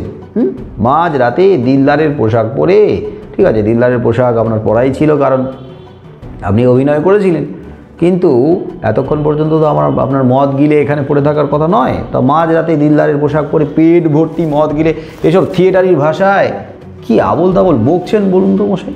কী আবোল তাবোল বকছেন থিয়েটারি ভাষায়? হ্যাঁ, ওই যে অঙ্গারে, কালো দেওয়ালে অঙ্গারে সব কী সব লেখা রয়েছে, তারপরে মৃত্যুর দুধ এসেছে, শ্মশান, পরিচিত বন্ধুবান্ধব, তো থিয়েটারি ভাষায় কী সব আবোল তাবোল আপনি বকছেন। কেউ শুনলে ভয় পেয়ে যাবে তো, আপনাকে দেখলে আর আপনার কথা টথা শুনলে যে শুনবে এই মাঝরাতে ভয় পেয়ে যাবে। আন্দাজ করুন দেখিন, আপনার চোখগুলো দেখতে এখন কেমন লাগছে? স্বাভাবিক, আপনার চোখগুলো দেখতে কেমন লাগছে? হ্যাঁ, লাল টকটকে হয়ে গেছে, জবা ফুলের মতো। তাহলে আপনি কি নিজের চোখ দেখতে পাচ্ছেন? নিশ্চয়ই নয়। কিন্তু কেউ যদি দেখে আপনার এইরকম লাল টকটকের চোখ, তাহলে তো ভয় পেয়ে যাবে। যান মেকআপ টেকআপ তুলে চুল টুল আঁচড়ে ভদ্র গোছে জামা কাপড় পরে বাড়ি যান দেখিনি। এখন যে জামা কাপড় পরে রয়েছে এটা তো অভিনেতার জামা কাপড়, মানে গৌণচরিত্র হতে পারে, কিন্তু দিলদারের অভিনেতার জামা কাপড় পরে রয়েছেন, পোশাক পরে রয়েছেন। তো নিজের জামা কাপড় পরে, ভদ্রস্থ জামা কাপড় পরে, মানে ভদ্র সমাজে বেরোনোর মতো জামা কাপড় পরে, যা পরে আপনি এসেছিলেন সেই সমস্ত পরে বাড়ি যান দেখিনি। আর মেকআপ টেকআপ তুলে চুল টুল আঁচড়ে একটু ভদ্র সেজে আপনি বাড়ি যান, এটা আপনার করা দরকার এই বয়সে। আর এত রাতে আপনার এই সমস্ত আবোল তাবোল পাগলামো করা উচিত নয়। কী যে পাগলামো করেন, হ্যাঁ কী যে পাগলামি করেন, সারা রাত ধরে এইসব ভাবলে হঠাৎ হার্ট ফেল করবেন, যে সত্যি হার্ট ফেল করবেন আপনি। সারা রাত ধরে ভাবতে ভাবতে কোথায় হার্ট অ্যাটাক হয়ে যাবে, হার্ট ফেল করে যাবে, এই বয়স সহ্য হবে না। এই বাড়িতে গিয়ে শান্তিতে একটু ঘুমান, ঘুমটুম হলে নেশা টেশা কাটলে ঠিক হয়ে যাবে। যান উইংস দিয়ে বেরিয়ে যেতে চান, উইংস দিয়ে বেরোবে, অর্থাৎ নিজের বিবেক তার মধ্যে চেতনা জাগালো, তার মনে হলো এবারে বেরোনো উচিত। রামব্রিজকে পাওয়া যাবে বলে মনে হয় না, দেখি যতটা পারি বেরিয়ে যাই একা একা। কিন্তু যেই বেরিয়ে যাচ্ছেন উইংস দিয়ে, যেই এগিয়েছেন, অমনি দেখা গেল পরনে ময়লা পাজামা, পরনে রয়েছে ময়লা পাজামা, গায়ে কালো চাদর, এলোমেলো চুল, বুড়ো কালীনাথ সেন ঢোকেন। চুলগুলো একবার উস্কো খুস্কো ঝোড়ো কাকের মতো এলোমেলো। তার মানে কালীনাথ সেনের চেহারা পোশাক আশাকের বর্ণনা তোমাদের দিতে হতে পারে। 1 নম্বরের এসএকিউর প্রশ্ন। পরনে কী রয়েছে? ময়লা পাজামা, গায়ে কালো চাদর রয়েছে, আর এলোমেলো অবস্থায় চুলগুলো, বুড়ো কালীনাথ সেন ঢোকেন। রজনীবাবু ভয়ে চিৎকার করে পিছিয়ে যান, দেখেই ভয় পেয়ে গেছে। মানে একটু আগে ভাবছিল যেন মৃত্যুর দুধ এসেছে তাকে নিয়ে যাওয়ার জন্য। হ্যাঁ, পরিচিত বন্ধু বান্ধবরা দাঁড়িয়ে রয়েছে, চোখের জল ফেলছে, মন খারাপ করে রয়েছে, কারণ রজনীকান্ত মারা গেছে। রজনীকান্তকে সববাহিক খাটে নিয়ে যাওয়া হয়েছে, শ্মশানে ফেলে রাখা হয়েছে। আর রজনীকান্ত তো এরকম একটা মৃত্যুর কথা ভাবছে মৃত্যুর দূত এসে পৌঁছেছে। আর যেই বেরিয়ে যেতে পারে ওই মৃত্যুর দূতের মতো কাউকে যেন ভয়ঙ্করভাবে সামনে দেখতে পেলো। আরে পাশ বেরিয়ে যেতে গিয়েই ভয় পেয়ে যেন পিছিয়ে এসেছে। কে ভয়ে চিৎকার করে পিছিয়ে গিয়ে বলছে, আরে কে কে কী চাই তোমার? হ্যাঁ কী চাই? অর্ধেক রাগ অর্ধেক মিনতি করে রেগেও গেছে, ভয় পেয়ে গিয়ে আবার মিনতি, মানে মনে হচ্ছে যেন মৃত্যুর দূর এসে পড়েছে। হাত জোর করে মিনতি, কে তুমি? মানে দুদণ্ড আমাকে বাঁচতে দিন, এখন আমি বাঁচতে চাই, এখন আমাকে নিয়ে যাবেন না। কিন্তু তার এই ভয় পাওয়া দেখে কালীনাথ তাকে আশ্বস্ত করে বললেন, আমি রজনী এখনও ভয় পেয়ে, কি নাম বলো? বুঝতে পারছি না, নাম বলো তোমার। কালীনাথ বলছে আস্তে আস্তে এগিয়েছে, আমি চাটুর্য মশাই, আমি কালীনাথ, আপনাদের প্রম্পটার কালীনাথ। ও রজনীকান্ত কালীনাথের পরিচয় পাওয়ার পরে একটু আশ্বস্ত হলেন। রজনীকান্ত অসহায় হয়ে টুলের উপর বসে পড়েন। টুলটা ছিল উল্টানো অবস্থায়, সেটাকে সোজা করে তারপরে মোমবাতি রাখা হয়েছিল। তার মানে মোমবাতিটাকে টুল থেকে সরিয়ে নিশ্চয়ই মেঝেতে রেখেছে। তাহলে সেই টুলের উপরে অসহায় হয়ে মানে হাত পা ছেড়েই দিয়েছে। যাক বাবা, মৃত্যুর দুধ নয়, হতাশ হয়ে বসে পড়েছে। জোরে জোরে নিঃশ্বাস পড়তে থাকে, সারা শরীর কাঁপছে। যাই হোক, খুব বাঁচা বেঁচে গেছি, এ মৃত্যু দূত নয়, যাই হোক, এ হচ্ছে কালীনাথ। তাও একজনকে পাওয়া গেছে। রজনী বলছে, হ্যাঁ কালীনাথ, যাক তুমি, ও তুমি কালীনাথ, তুমি এত রাতে কী করছিলে এখানে? আমি না হলে এখানে পড়েছিলাম, ঘুমিয়ে পড়েছিলাম এত রাতে। তো তোমার তো এত রাতে এখানে থাকার কথা নয়, তুমি এত রাতে কী করছিলে? মানে কালীনাথ এখানে কী করছিল রজনীকান্ত জানে না। কালীনাথ যে এখানে রোজ রাতে ঘুমোয়, তার যে থাকার কোনো ব্যবস্থা নেই, জায়গা নেই, সেটা কিন্তু রজনীকান্ত কেন কেউই জানে না। থিয়েটারের মালিক জানে না, কেউই জানে না। কারণ জানলে কিন্তু তার কপালে বিপদ আছে, তারকে আশ্রয় হারাতে হবে, রাতের আশ্রয়টা হারাতে হবে। যাই হোক, কালীনাথ সেন যে থাকে সেটা তো জানে না। তো রজনীকান্ত কৌতূহলে জিজ্ঞেস করছে, তুমি এত রাতে এখানে কী করছিলে? কালীনাথ বলছে, আমি রোজ লুকিয়ে লুকিয়ে গ্রিন রুমে ঘুমোই চাটুর্য মশাই, আমি রোজ লুকিয়ে লুকিয়ে গ্রিন রুমে ঘুমাই। গ্রিন রুমে কিন্তু রোজ রাতেও থাকে।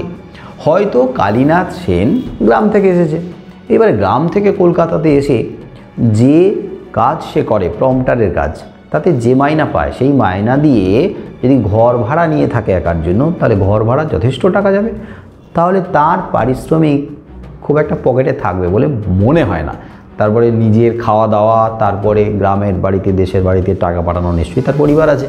তাই ওই টাকাটা বাঁচানোর জন্য এখানেই রাতে থাকার ব্যবস্থা সে নিজেই করে নিয়েছে, কাউকে না জানিয়ে। একটু অসৎ পথ নিয়েছে, কিন্তু তার নিজের উপায় নেই তো। যাই হোক, এখন কী করবে, মিথ্যে কথা তো বলতে পারে না, সামনাসামনি হয়ে গেছে রজনীকান্তের। রজনীকান্ত হয়তো বুঝবে, তাই কালীনাথ তাকে বলছে আমি রোজ লুকিয়ে লুকিয়ে গ্রিন রুমে ঘুমোই। কেউ জানে না। তাহলে প্রশ্ন থাকতে পারে কেউ জানে না, কি কেউ জানে না? না, ও যে লুকিয়ে লুকিয়ে রোজ এখানে ঘুমায় গ্রিন রুমে, সেইটা কেউ জানে না। আপনি ব্রাহ্মণ মানুষ, মিছে কথা বলবো না। রজনীকান্ত চট্টোপাধ্যায় ব্রাহ্মণ, ব্রাহ্মণ মানে ব্রাহ্মণ, তো ব্রাহ্মণের কাছে মিথ্যে কথা বললে, মিথ্যে কথা বললে আমার পাপ হবে। তো আমি সেই মিথ্যে কথা আপনাকে বলতে পারবো না। আর যাকে মিথ্যে কথা বলি না কেন, বা যাকেই না জানাই না কেন, সামনাসামনি যখন আপনি হয়েছেন বা আপনি জিজ্ঞেস করেছেন, আপনাকে মিথ্যে কথা আমি বলতে পারবো না। আপনার পায়ে ধরছি, আপনি কিন্তু আমার এই কথাটা মালিকের কানে তুলবেন না। এই কথাটা মালিকের কানে তুলবেন না। মালিক, এখানে থিয়েটারে যে মালিক, তার কানে যদি কথাটা যায়, তাহলে কিন্তু তাকে বেঘরে মারা পড়তে হবে। একবারে বেঘরে, মানে স্পট ডেথ, একেবারে এখান থেকে হটিয়ে দেবে, আশ্রয় হারা হতে হবে।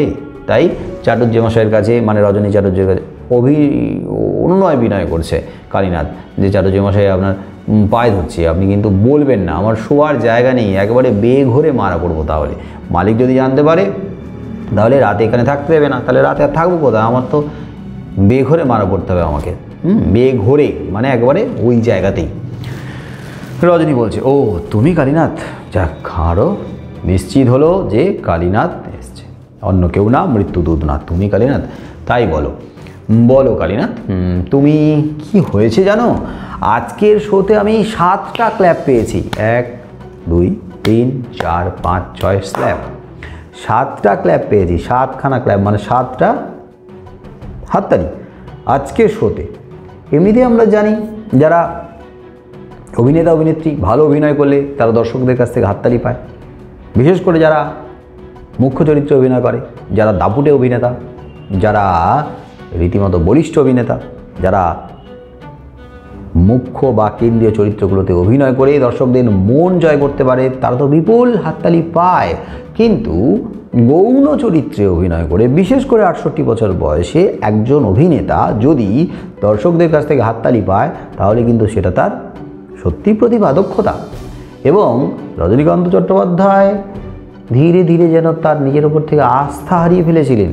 একটা সময় দাপুটে অভিনয় করেছেন, একটা সময় মুখ্য চরিত্রগুলোতে বলিষ্ঠ অভিনয় করেছেন, মঞ্চ কাঁপিয়ে অভিনয় করেছেন, বিপুল হাততালি পেয়েছেন দর্শকদের কাছ থেকে। কিন্তু এখন শেষ বয়সের দিকে এসে মুখ্য চরিত্রে অভিনয় করার মতো তার বয়স নেই, অভিনয় করা সম্ভব নয়, তাকে গৌণ চরিত্রে দেওয়া হয়েছে। তা সত্ত্বেও সেই গৌণ চরিত্রে অভিনয় করে এই বয়সেও কিন্তু 7টা ক্ল্যাপ পেয়েছে। এটা কিন্তু একটা দারুণ আত্মবিশ্বাস ফিরিয়ে আনার মতো তার কাছে ঘটনা, যে আজকের আমি কিন্তু 7টা ক্ল্যাপ পেয়েছি, 7টা হাততালি পেয়েছে। তাহলে 7টা হাততালি পেয়েছে, যেটা তাকে এই বয়সে আরও ভালোভাবে অভিনয় করার দিকে আগ্রহী করবে। বা সে যদি তার নিজের উপর থেকে বিশ্বাস বা আস্থা হারিয়ে ফেলে, তাহলে আবার সে ফিরে পাবে বিশ্বাস।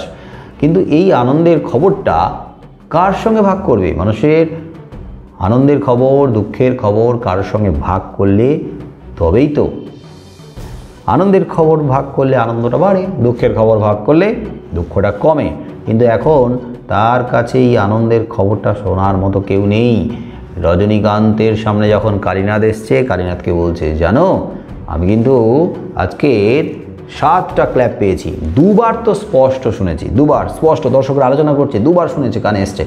মাইরি, এ না হলে অ্যাক্টিং, কি দারুণ অ্যাক্টিং, মানে যেটাকে বলে না যে পুরনো চাল ভাতে বাড়ে, সত্যি পুরনো চাল, মানে তার মানে অভিজ্ঞতা সমৃদ্ধ অভিনয় দেখেছো, সত্যি অ্যাক্টিং, মানে দর্শকরা আলোচনা করছে, এই অ্যাক্টিং দেখেছো, সত্যি রজনীকান্ত চট্টোপাধ্যায়ের অ্যাক্টিং দেখো। মরা হাতি সোয়া লাখ, এখান থেকে একটা এমসিকিউর প্রশ্ন থাকে, মরা হাতি লাখ টাকা, এর একটা প্রবাদ আছে, মরা হাতি লাখ টাকা। তার মানে হাতি জীবিত অবস্থায় যেমন দামি, তেমনি মরে গেলেও হাতি কিন্তু দামি।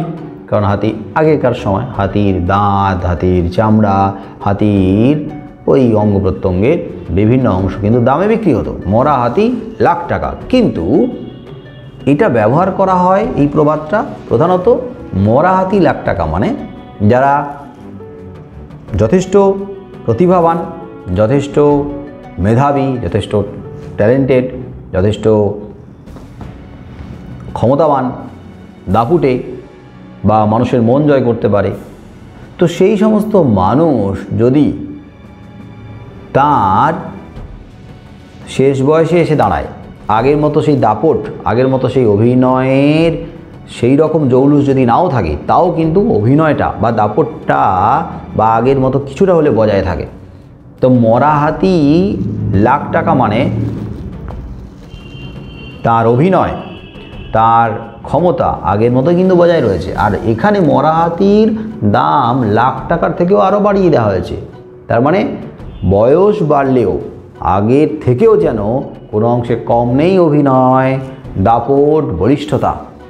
এবং সেই কারণে বলা হয় যে মরা হাতি 1.25 লাখ। 1.25 লাখ মানে কত না, 1,25,000 টাকা। 1 লাখের 4 ভাগের 1 ভাগ, সেটাই 1.25। তাহলে 1.25 লাখ, 1 লাখ সঙ্গে 25,000। প্রশ্ন কিন্তু থাকতে পারে যে 1.25 লাখ মানে কত না, 1,25,000 টাকা। 15,000 টাকা অপশন থাকতে পারে, এটা কিন্তু ভুল হতে পারে, খেয়াল রেখো। তাহলে মরা হাতি লাখ টাকা বলে একটা অপশন থাকতে পারে। যে রজনীকান্ত এখানে যে প্রবাদটার কথা বলা হয়েছে সেটা কি, মরা হাতি লাখ টাকা না 1.25 লাখ টাকা? তো আমরা সাধারণত যেটাতে অভ্যস্ত সেটা হচ্ছে মরা হাতি লাখ টাকা, কিন্তু 1.25 লাখ আছে এখানে, এই নাটক অনুসারে আমাদের লিখতে হবে। যাই হোক, কালীনাথকে বলছে তাহলেই বুঝলে কালীনাথ পাবলিক এখন কীরকম আমাকে ভালোবাসে। পাবলিক যে এখনও ভালোবাসে মানে দর্শক যে এখনও ভালোবাসে, আগের মতোই ভালোবাসে। এই হাততালি, দর্শকদের এই আলোচনা, এগুলো দেখেই তো, এগুলো শুনেই তো আমি বুঝলাম আসলে যতক্ষণ স্টেজে দাঁড়িয়ে থাকি ততক্ষণ কদর। তবে এটাও ঠিক যে দর্শকরা কদর করে কতক্ষণ, দর্শকরা কদর করে ততক্ষণ যতক্ষণ স্টেজে দাঁড়িয়ে থাকি। তারপর যে যার ঘরে যায়, তখন কে কার স্বাভাবিকভাবে নাটক দেখতে আসে নিজেদের আনন্দের জন্য। যতক্ষণ নাটক দেখে নিজেরা আনন্দ পায়, হাততালি দেয়, প্রশংসা করে, তারা নিজেরা আনন্দটাকে নিয়ে যে যার মতো গন্তব্যে ফিরে যায়, বাড়িতে ফিরে যায়। তখন কি আর কেউ কারো খোঁজ খবর করে? তারপর যে যার ঘরে যায়, তখন কে কার, অর্থাৎ এই দর্শকরা কি আর মনে রাখে অভিনেতা অভিনেত্রীদের? কেই বা বুড়ো মাতালটার খোঁজ করে, খোঁজ করে বলে উঠুন রজনীবাবু, চলুন বাড়ি যাবেন। কেউ বলে না। দর্শকরা তো যে যার মতো। শুধু দর্শকদের কথাই বা কেন আসছে, অন্যান্য অভিনেতা অভিনেত্রী, সহ অভিনেতা অভিনেত্রীরাও তো দেখো যে যার মতো বাড়ি চলে গেল। যাই হোক, এই দর্শকেরা কি আর আমার দিকে সাহায্যের হাত বাড়িয়ে দেয়? এত বড় মাপের অভিনেতা প্রশংসা করে, হাততালি দেয়, কিন্তু তারা এগিয়ে এসে বলে চলুন আপনার বয়স হয়েছে, আপনাকে একটু সাহায্য করছি, বাড়ি পৌঁছে দিচ্ছি? কেউ বলে না, কেউ বলে না। তার মানে দর্শকরাও, ওরাও কিন্তু একটা সময়ের জন্যই, অল্প একটু সময়ের জন্য, ওই যতক্ষণ স্টেজে থাকে ততক্ষণের জন্য।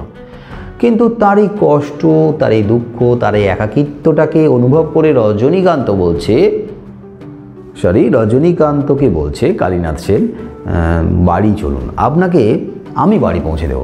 কালীনাথ সেন রজনীকান্তকে বাড়ি পৌঁছে দিতে চায়, তো বাড়ি পৌঁছে দেওয়ার কথা বলেছে, চলো।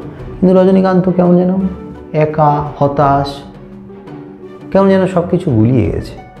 কিছুই যেন তার ভালো লাগছে না, কিছুই যেন সে খুঁজে পাচ্ছে না, স্বাভাবিক অবস্থায় নেই। তাই রজনীকান্ত বলছে কেন বাড়ি, কেন কোথায়, কেন বাড়ি, কেন বাড়িতে যাব? বাড়ি, মানুষের বাড়ি তো মানুষকে টানবে, কারণ বাড়ি টানে তখনই, বাড়ি হয়ে ওঠে তখনই যদি বাড়িতে পরিবার থাকে।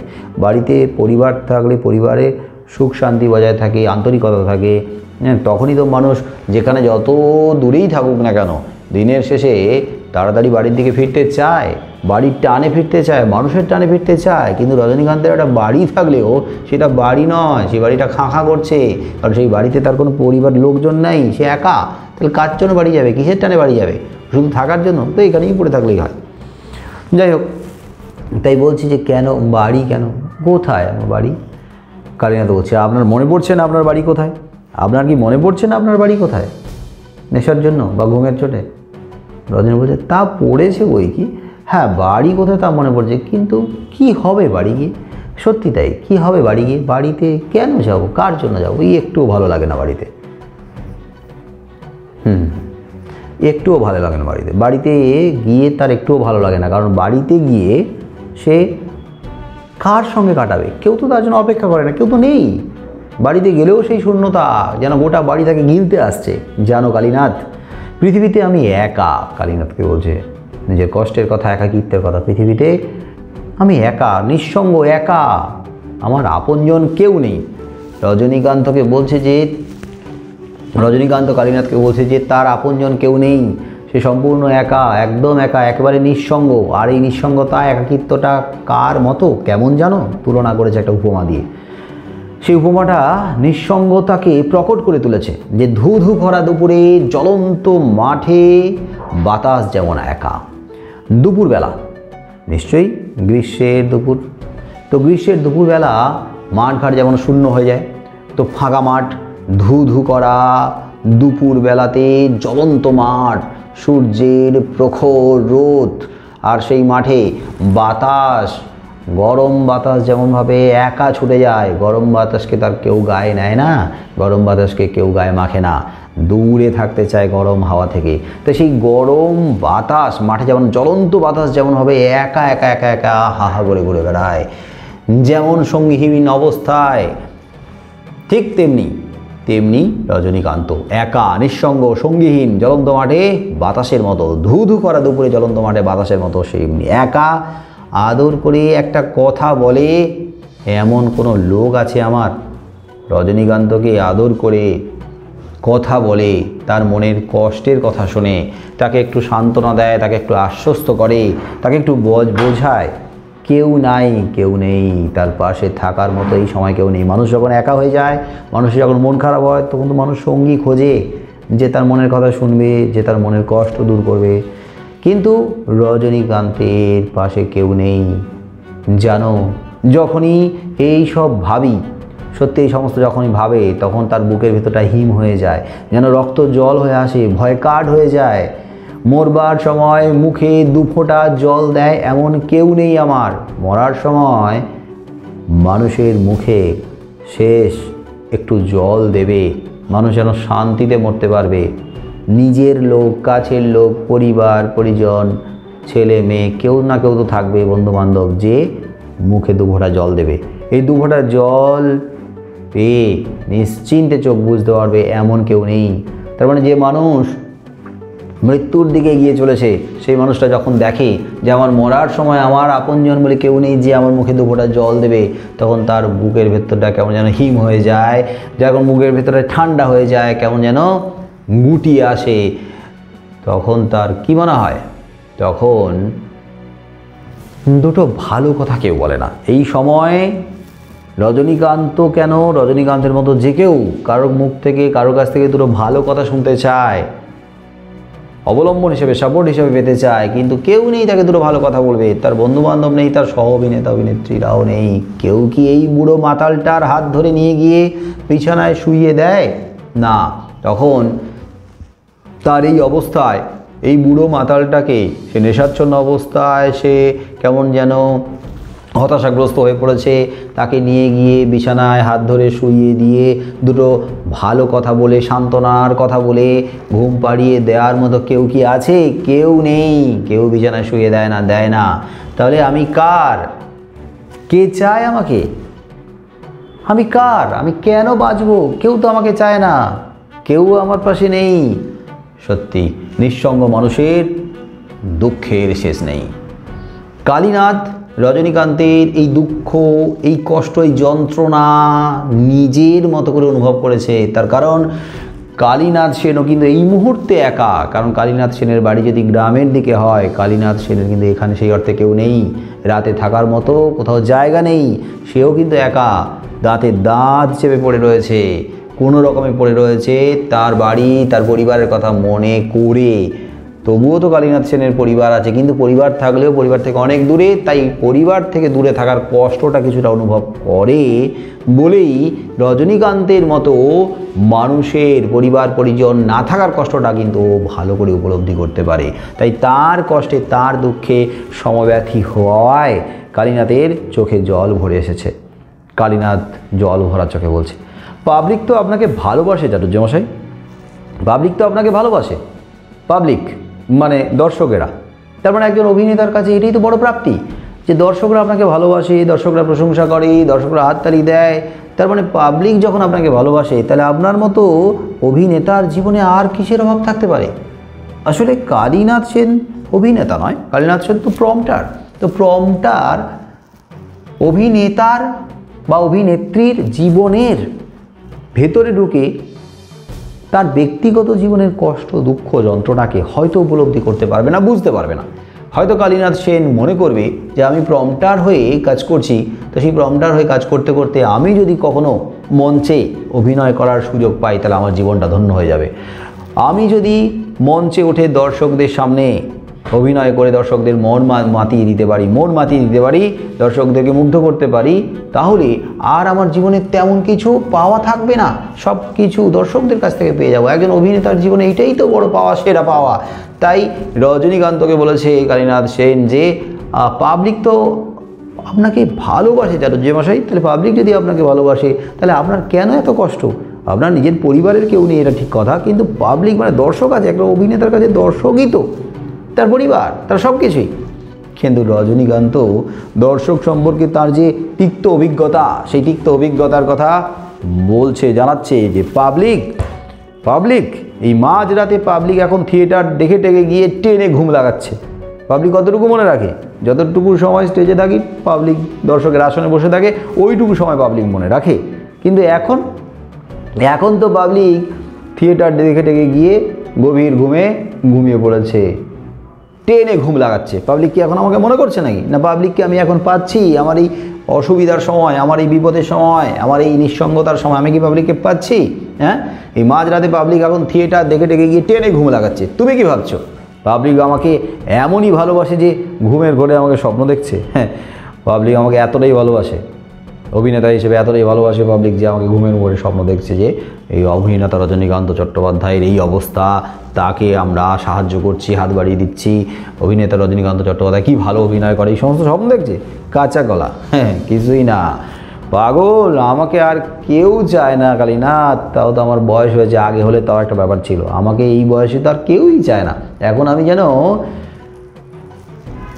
রেসের ঘোড়া, মানে হেরে যাওয়া ঘোড়া, এখনও গুলি করে মেরে দেওয়ার মতো অবস্থা। আমার কেউ চায় না আমাকে। আমার ঘর সংসার, বউ ছেলে মেয়ে কেউ নেই, কিচ্ছু নেই আমার জীবনে, কিচ্ছু নেই, বউ ছেলে মেয়ে ঘর সংসার কেউ নেই। শেষ বয়সে এগুলো দরকার ছিল, কিন্তু কেউ নেই। আর পাবলিকের কথা, নিজের কেউ নেই। পাবলিক কখনো নিজের হয় না। কিন্তু কালীনাথ বুঝতে পারে না যে তার পরিবারে কেউ না থাকলেও, তার আত্মীয় স্বজন কেউ না থাকলেও, রজনীকান্ত তো একজন বরিষ্ঠ অভিনেতার জীবনে এত কিসের কষ্ট, কি করে হয় সেটা কালীনাথ বলছে। কিন্তু তাই নিয়ে আপনার মতো লোকের এত দুঃখ চাটুর্যমশাই, আপনার মতো লোকের মানে আপনার মতো অভিনেতার এত দুঃখ কি করে হবে? তাই নিয়ে আপনি অভিনয় নিয়ে মেতে আছেন, অভিনয় নিয়ে মেতে থাকুন, আরও ভাবুন দর্শকদেরকে কীভাবে আরও আপনি মুগ্ধ করবেন।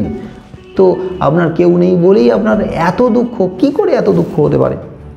আসলে এটা ঠিক যে মানুষ অন্যের কষ্ট যতই বোঝার চেষ্টা করুক না কেন, তার মতো করে তো পুরোপুরি বুঝতে পারবে না, কারণ ভুক্তভোগী একমাত্র সেই যন্ত্রণা বা যাতনা বুঝতে পারে। কালীনাথের পরিবার আছে, এখানে না থাকলে অন্য কোথাও আছে, কিন্তু রজনীকান্তের তো পরিবার নেই, তাইলে পরিবার না থাকার কষ্টটা কালীনাথ পুরোপুরি রজনীকান্তের মতো বুঝতে পারবে না। যাই হোক, রজনীকান্ত বলছে কেন আমি তো মানুষ কালীনাথ যখন বলছে তাই নিয়ে আপনার মতো লোকের এত দুঃখ চাটুর্যমশাই, রজনীকান্ত বলছে কেন আমি তো মানুষ, আমি হতে পারি অভিনেতা, কিন্তু অভিনেতার আড়ালে তো আমি একটু ব্যক্তি মানুষ, আমি তো মানুষ, রক্তে মাংস করা মানুষ, হাত পাওয়ালা একটা জ্যান্ত মানুষ। তার মানে আমারও তো আবেগ, অনুভূতি, কষ্ট, দুঃখ সবই থাকবে, তাহলে আমি তো মানুষ। হ্যাঁ, আমার কষ্ট থাকার কথা নয়? কি বলছো তুমি? এটা কি করে বলতে পারো যে আপনার মানে আমার এত কষ্ট হবে না? কেন হবে না? আমি তো আর পাঁচজনের মতো মানুষ, পাঁচজনের মতো হাত পাওয়ালা মানুষ, আমারও তো কষ্ট হয়, আঘাত করলে কষ্ট হয়, চিমটি কাটলে লাগে, আমারও হয়তো আনন্দ হয়, আমার দুঃখ হয়, কষ্ট হয়, আমার অনুভূতি আছে, আমিও মানুষ। তো তোমরা আমাকে অভিনেতা হিসেবে দেখছো, অভিনেতা হিসেবে দেখে অভিনেতার বাইরের রূপটা দেখে মনে করতে পারো ও উনি অভিনেতা, তাহলে ওনার জীবনে কোনো দুঃখ নেই, কষ্ট নেই, অভিনয় করবেন, দর্শকদের মুগ্ধ করবেন, এটাই তার একমাত্র কাজ। কিন্তু এটা কি করে বলতে পারো? আমিও তো একজন মানুষ। অভিনেতার মুখোশটা সরে গেলে, অভিনেতার যে বাইরের স্বরূপটা, সেই স্বরূপটা, আবরণটা সরে গেলে আমারও তো মন আছে, আমার শিরায় শিরায় কি জল বইছে? তা আমারও তো শিরায় উপশিরায় রক্ত বইছে সবার মতো, রক্ত বইছে না? সৎ বংশের পবিত্র রক্ত, আমি একজন সৎ বংশের, ব্রাহ্মণ বংশের, উঁচু বংশের, সৎ বংশের, উচ্চ ব্রাহ্মণ বংশে আমার জন্ম, সৎ বংশের পবিত্র রক্ত বইছে। এই সৎ বংশের পবিত্র রক্ত বলতে কোন বংশ? না, রাঢ় বাংলার সবচেয়ে প্রাচীন ভদ্র ব্রাহ্মণ বংশের পরিবারের, তাদের রক্ত আমার শরীরে বইছে। বিশ্বাস করো কালীনাথ, আমি একটা উঁচু বংশের, উচ্চ বংশের, সম্ভ্রান্ত উচ্চ বংশের, রাঢ় অঞ্চলের সবচেয়ে প্রাচীন ভদ্র ব্রাহ্মণ বংশে জন্মেছিলাম। হ্যাঁ, প্রাচীন ভদ্র ব্রাহ্মণ বংশে জন্মেছিলাম। এই লাইনে আসার আগে আমি পুলিশের চাকরিতে ঢুকেছিলাম। এই লাইন বলতে এখানে থিয়েটারের লাইনের কথা বলা হয়েছে। এই লাইনে আসার আগে চাকরিতে ঢুকেছিল, পুলিশের চাকরি, ইন্সপেক্টর অফ পুলিশ, পুলিশের ইন্সপেক্টর। তো ইন্সপেক্টর অফ পুলিশের চাকরিতে ঢুকেছিল, তার মানে সরকারি চাকরি, একেবারে স্থায়ী চাকরি, যথেষ্ট সম্মান আছে, যথেষ্ট অর্থ আছে, নিশ্চিত একটা পথ জীবনের, কিন্তু ওইখানে অনিশ্চয়তার কোনো পদ নেই। কিন্তু থিয়েটারের জীবনে অনিশ্চয়তা আছে। থিয়েটারের জীবনে প্রতিষ্ঠা নাও পেতে পারে, থিয়েটারের জীবন থেকে অর্থ সেভাবে নাও আসতে পারে, তবুও শুধু থিয়েটারকে ভালোবেসে, পাগলের মতো থিয়েটারকে ভালোবাসে, তাই সেই থিয়েটারকে ভালোবেসেই কিন্তু এই ইন্সপেক্টর অফ পুলিশের চাকরি ছেড়ে দিয়েছিল, চাকরি ছেড়ে থিয়েটারের লাইনে এসেছিল। আর কি চেহারাই না ছিল আমার, একবারে লম্বা চওড়া চেহারা, ব্রাহ্মণ, ফর্সা, তার মানে দেখতে একেবারে রাজপুত্রের মতো, একবার স্মার্ট। তো কি চেহারা ছিল, একবারে ছোকরা বয়সের চেহারা, মানে একবারে নায়ক, সত্যি নায়ক। ছোকরা বয়স তো, তখন চেহারায় জেল্লা ছিল, জেল্লা, গ্ল্যামার, জৌলুস ছিল চেহারায়। অল্প বয়সে যেটা হয়, বয়স বাড়তে থাকলে চেহারা থেকে গ্ল্যামার, জৌলুস চলে যায়, জেল্লা। কাউকে তোয়াক্কা করতাম না, কারণ তখন বয়স কম আছে, যুবক, নিজের উপরে বিশ্বাস আছে, আত্মবিশ্বাস, কনফিডেন্স। হ্যাঁ, মানুষের বয়স যখন কম থাকে, রক্ত যখন গরম থাকে, মানুষ কাউকে তোয়াক্কা করে না, পরোয়া করে না। কেউ যদি তাকে অবহেলা করে, কেউ যদি তাকে তুচ্ছ জ্ঞান করে, সে উল্টে মানুষকে ডোন্ট কেয়ার ভাব করে। কাউকে তোয়াক্কা করতাম না, কারো শরীরে শক্তি ছিল, মনের সাহস ছিল। আজকের 4 ডবল কাজ করতে পারতাম একাই। আজকের 68 বছর বয়সে যত অভিনয় করছে, যতগুলো অভিনয় করতে পারে, খুব বেশি বাড়েই না, হয়তো একটা অভিনয় করে ক্লান্ত হয়ে পড়ে, কিন্তু তখন 4 ডবল কাজ করতে পারত, 4 ডবল, আজকের থেকেও 4 ডবল কাজ করতে পারতো একা, কারণ শরীরের জোর, মনের জোর। তারপর একদিন বুঝলে চাকরিটা ছেড়ে দিলাম। কোন চাকরি? না, পুলিশের চাকরি, ইন্সপেক্টর অফ পুলিশ, চাকরিতে ছেড়ে দিলাম। তো যে মানুষ নিজের স্থায়ী চাকরি ছেড়ে দিয়ে অনিশ্চয়তার পথে আসতে পারে, সেই মানুষ কতটা ঝুঁকি নিচ্ছে এটা বুঝতে হবে। তবে সেই ঝুঁকি নিতে সে তখনই পারে যে সে যদি মনে করে যে আমি এই অনিশ্চয়তার পথে এলেও নিজেকে দাঁড় করাবো, নিজেকে প্রতিষ্ঠিত করবই করব, কারণ আমার দৃঢ় বিশ্বাস আছে, নিজের উপরে বিশ্বাস আছে, আমার মনোবল অটুট রয়েছে, আমি লক্ষ্যে স্থির। তাই কারোর কোনো কথা শোনার দরকার নেই। নিজের ভালোবাসার জন্য, নিজের ভালো লাগার জন্য, নিজের ভালোবাসার অভিনয়ের জন্য, অভিনয়টাকে ভালোবাসে, তার জন্যই সে সর্বস্বই ত্যাগ করে দিয়েছে। পুলিশের চাকরি ছেড়ে দেওয়া মানে এক অর্থে তার জীবনের একটা বড় পাওয়াটাকে সে হারিয়েছে নয়, সে নিজের জীবন থেকে ইচ্ছাকৃত সরিয়ে দিয়েছে। কারণ সে জানতো যে অভিনয়ে সে একটা ভালো জায়গা তৈরি করতে পারবে। তারপর একদিন বুঝলে চাকরিটা ছেড়ে দিলাম, আর একরকম করে জীবন শুরু করা গেল, আর এক রকম করে চাকরি ছেড়ে দিয়ে আর এক রকম করে, মানে আর একটু অন্যরকম করে জীবন শুরু করা গেল নাটক নিয়ে, মানে অভিনয়ের কথা বলা হয়েছে, অভিনয়ের এই পথে এসে। সেসব দিনের কথা কি তোমার মনে আছে কালীনাথ? তুমিও তো সেই সময়গুলোতে আমার সঙ্গে ছিলে, প্রম্পটার হিসেবেই থিয়েটারে ছিলে, নিশ্চয়ই তুমি আমাকে দেখেছো। তো সেই সমস্ত দিনের কথা কালীনাথের মনে আছে কি না কালীনাথের কাছে জানতে চায়। তখন কি নাম ডাকই ছিল আমার, নাম ডাক, এক নামে সবাই চিনতো, এক ডাকে সবাই চিনতো। হ্যাঁ, যখন রজনীকান্তের কথা উঠতো তখন কিন্তু সবাই, দাপুটে অভিনেতা, বলিষ্ঠ অভিনেতা, দারুণ অভিনয় করে, অসাধারণ অভিনয়, হ্যাঁ, এরকম অভিনেতা আমরা দ্বিতীয়টা দেখিনি। কি নাম ডাক, কি খ্যাতি ছিল, কি খাতির, সবাই খাতির করতো, সবাই কিন্তু জায়গা দিত। কি প্রতিপত্তি ছিল, প্রভাব প্রতিপত্তি ছিল মানুষের মধ্যে, মানুষের মাঝে। তারপর সেসব দিনও যেন কবে কেমন করে ফুরিয়ে গেল, সেই সমস্ত দিনও চলে গেল, ফুরিয়ে গেল, ধীরে ধীরে চলে গেল জীবন থেকে।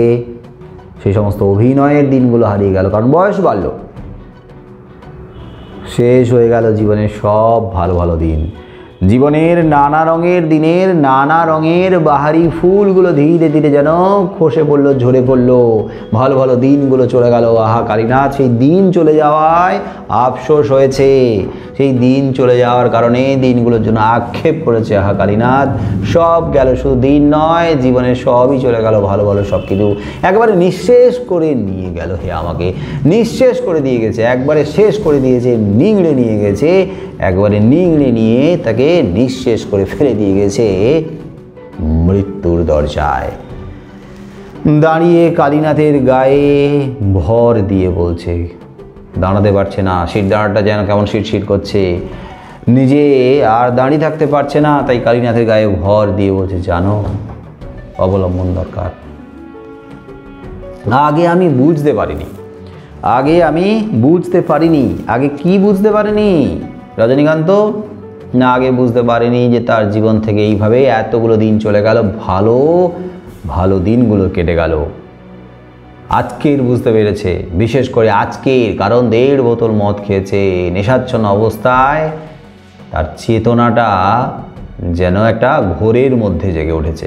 হঠাৎ এই মাঝরাতে আমি যখন এই স্টেজের উপরে এসে দাঁড়ালাম, এই যে মঞ্চের উপরে দাঁড়ালাম, এসে কেউ নেই, কোথাও নেই, থিয়েটারের ব্ল্যাক ওয়ালের দিকে তাকালুম, ব্ল্যাক ওয়াল, দেয়ালগুলো কালো অন্ধকারে ডুবে আছে, ওই ব্ল্যাক ওয়ালের দিকে তাকালুম।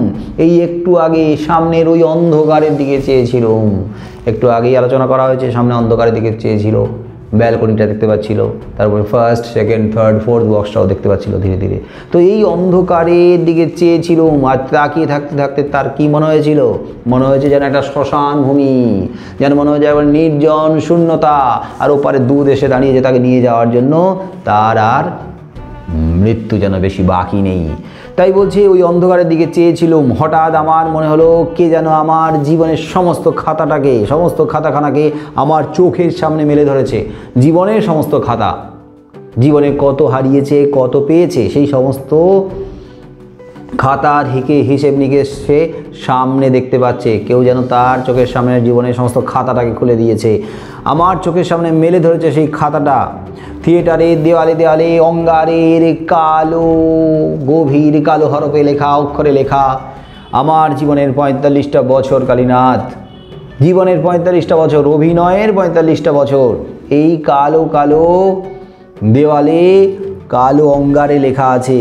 তাহলে অন্ধকারের মধ্যেই যদি লেখা থাকে কালো হরফে, তাহলে অন্ধকারে ডুবে যাবে। কিন্তু রজনীকান্ত যেন দেখতে পাচ্ছে সেই কালো দেওয়ালে তার জীবনে 45টা বছরের ইতিহাস কালো অক্ষরে লেখা আছে। আমার জীবনের 45টা বছর কালীনাথ, কি জীবন! ওই অন্ধকারে আশ্চর্য স্পষ্ট সেসব অক্ষর, হ্যাঁ, অন্ধকারের মধ্যে কালো, কিন্তু সেই সমস্ত অক্ষর কালীনাথের কাছে যেন স্পষ্ট হয়ে গেছে। আর সেই স্পষ্ট হয়ে ওঠা অক্ষরগুলো তার চর্মচক্ষে নয়, তার মনের চোখে ধরা পড়েছে বলেই কালো দেওয়ালে কালো হরফগুলো স্পষ্ট হয়ে উঠেছে। হ্যাঁ, মনের চোখেই মানুষ সব কিছু দেখতে পায়। দেওয়ালে অঙ্গারের গভীর কালো অক্ষরে লেখা, আমার জীবনের 45টা বছর কালীনাথ, কি জীবন, কি ভালো দিনগুলো ছিল। ওই অন্ধকারে আশ্চর্য স্পষ্ট সেসব অক্ষর অন্ধকারের মধ্যে আশ্চর্য স্পষ্ট হয়ে তার চোখের সামনে ভেসে উঠছে। আমি দেখলুম কালীনাথ, ওই স্পষ্ট অক্ষরে দেখতে পাচ্ছে, যেমন স্পষ্ট তোমার মুখ দেখতে পাচ্ছি এখন, যেমনভাবে মোমবাতির আবছা আলোতেও কাছাকাছি গিয়ে কালীনাথের মুখ স্পষ্টভাবে দেখতে পাচ্ছে, তেমনি স্পষ্টভাবে দেখতে পাচ্ছে তার অতীত জীবনের কত কত ভালো লাগার স্মৃতিগুলো। তাতে রয়েছে তার যৌবন, তার আদর্শ, শক্তি, সম্ভ্রম, প্রেম, নারী, সব কিছুই তার ভালো লাগাকে কেন্দ্র করে। বলছে আমার যৌবন, আমার আদর্শ, কি আদর্শ, কি নীতি আমার ছিল, আমার শক্তি ছিল, আমার সম্ভ্রম মানে সম্মান ছিল, প্রেম ছিল, জীবনের নারী ছিল। হ্যাঁ, একটা মেয়ে, জানো কালীনাথ, একটা মেয়ে। মনে পড়ে যাচ্ছে তার প্রেমের কথা, মনে পড়ে যাচ্ছে তার জীবনে প্রেম আসার কথা, আর মনে পড়ে যাচ্ছে তার জীবনের প্রেম তাকে কাঁদিয়ে বিদায় নিল, তার কথাও মনে পড়ে যাচ্ছে। কিন্তু এই 68টা বছর জীবনে বিরাট সময় চলে গেছে। 68 বছর বয়সে দাঁড়িয়ে কেউ যদি তার মুখে প্রেমের কথা বলে, কোনো নারীর কথা বলে, কোনো মেয়ের কথা বলে, তাহলে এই বয়সে প্রায় এই বয়সী আর একটা মানুষ, মানে প্রায় 60 বছর বয়সী, তাহলে প্রায় তার বয়সের কাছাকাছি আর একটা মানুষ এটা শুনলে কি বলবে, কি ভাববে?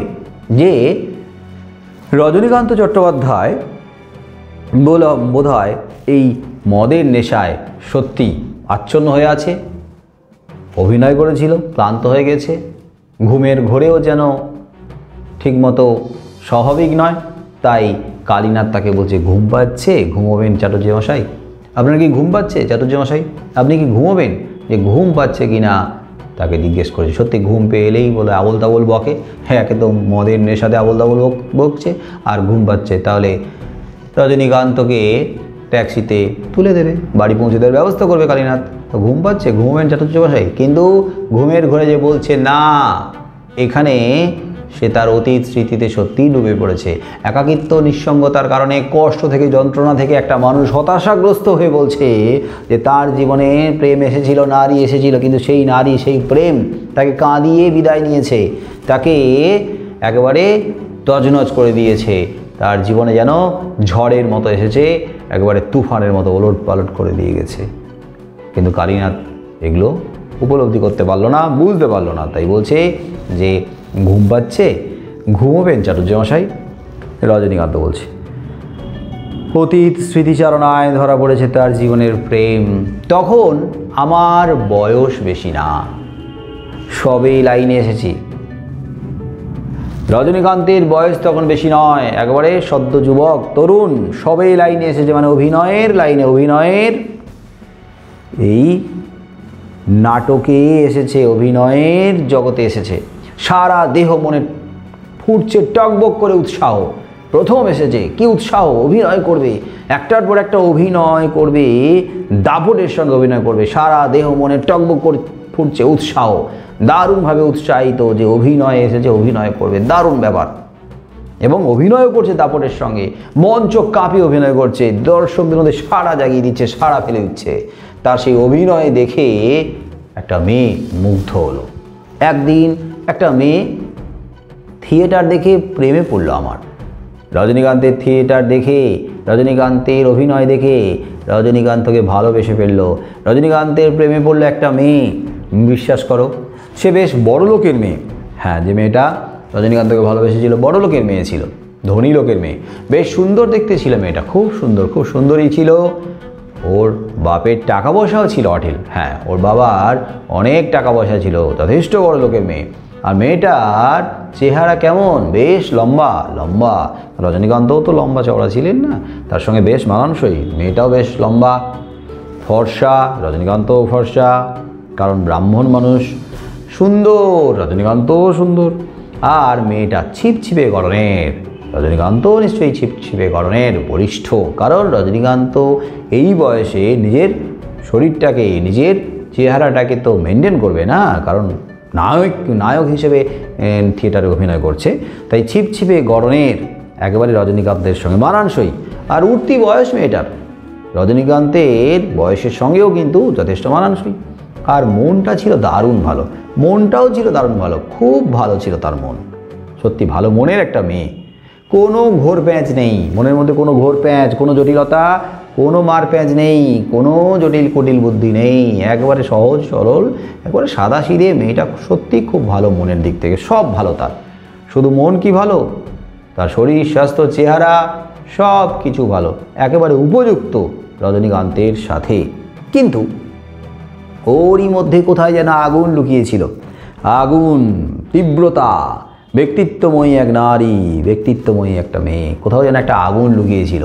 আর সেই আগুনটা রজনীকান্তকে একেবারে জ্বালিয়ে পুড়িয়ে খাক করে দিয়েছে। সেই আগুন কার সঙ্গে তুলনীয় না, গ্রীষ্মের বিকেলে পশ্চিম আকাশে সূর্যাস্তের মেঘ যে আগুন লুকিয়ে রাখে।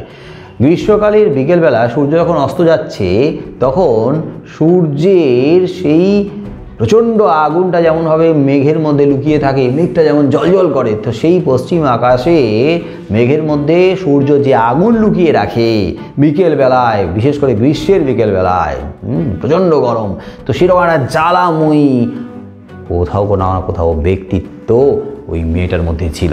কালীনাথ, সে কি আশ্চর্য মেয়ে, কেমন করে বোঝাবো তোমাকে, সত্যি কি আশ্চর্য মেয়ে, কি মুগ্ধ হয়েছিলেন রজনীকান্ত, সেটা কালীনাথকে যেন বোঝানো যায় না। কি আশ্চর্য কি মেয়ে, কি ভালো মেয়ে, প্রতি মুহূর্তে রজনীকান্তের মনকে টানতো, রজনীকান্তকে তার দিকে টেনে নিয়ে যেত, খিঁচে নিয়ে যেত। এমন গভীর ওর টানা টানা কালো চোখ, টানা টানা কালো চোখ, চোখগুলো এত সুন্দর। সেই চোখ যে অন্ধকার রাতে একা একা ভাবলে মনে হতো, অন্ধকার রাতে যখন ওই মেয়েটার চোখের দৃশ্য তার মনে পড়ে যেত, তার মনের চোখে ধরা পড়তো, তখন তার মনে হতো এই যেন এক অচেনা দিনের আলো। তার চোখের দৃষ্টি কি অদ্ভুত, এইরকম দৃষ্টি কোনোদিন আগে দেখেনি। যেন মনে হতো তার চোখের দৃষ্টি থেকে একটা অদ্ভুত আলো বেরিয়ে এসছে, আর সেই আলোটা যেন কোনো একটা অচেনা দিন, এরকম আলো আগে কখনো দেখেনি। দিনের আলোতে যেরকম একটা উজ্জ্বলতা, সেই রকম একটা উজ্জ্বলতার থেকেও অন্য আর এক ধরনের আলো তার চোখ থেকে যেন ঠিকরে বেরিয়ে আসছে। আর কি অদ্ভুত হাসি তার, সত্যি হাসিটা ছুঁয়ে গেছে রজনীকান্তকে। অদ্ভুত হাসি, অসাধারণ, এরকম হাসি কোনোদিন রজনীকান্ত শোনেনি। আর তার চুলের বর্ণনাও দিয়েছে, কি তার ঢেউ খেলানো রাশি রাশি কালো চুল, রাশি রাশি কালো চুল, এক রাশ কালো চুল যেন ঢেউ খেলানো, ঢেউয়ের মতো থরে থরে নেমেছে, ভাঁজ খেতে খেতে চুলগুলো নেমেছে। অসাধারণ তার সৌন্দর্য। দাঁড়াও, ওর চুলগুলোর কথা বুঝিয়ে বলি তোমাকে। রজনীকান্ত তার মানে ওই বড় লোকের সুন্দরী মেয়ের মানে রজনীকান্তের প্রেমিকার চুলগুলোর সৌন্দর্যের কথা একটু বুঝিয়ে বলছে। সমুদ্রের ঢেউ দেখেছো তো, সমুদ্রের ঢেউ, সমুদ্রে যেমনভাবে ঢেউ ওঠে, তো সেই ঢেউ কালীনাথ নিশ্চয়ই দেখেছে। কালীনাথকে জিজ্ঞেস করেছে, তুমি সমুদ্রের ঢেউ দেখেছো তো? মনে হয় না ঢেউয়ে ঢেউয়ে কি আশ্চর্য শক্তি, প্রতিটা ঢেউয়ের মধ্যে যেন একটা শক্তি লুকিয়ে রয়েছে।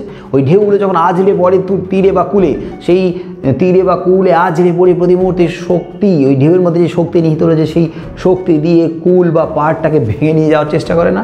তাহলে ওর চুলের মধ্যেও একটা আশ্চর্য শক্তি লুকিয়ে রয়েছে, ওর চুলের মধ্যে একটা আশ্চর্য ক্ষমতা রয়েছে।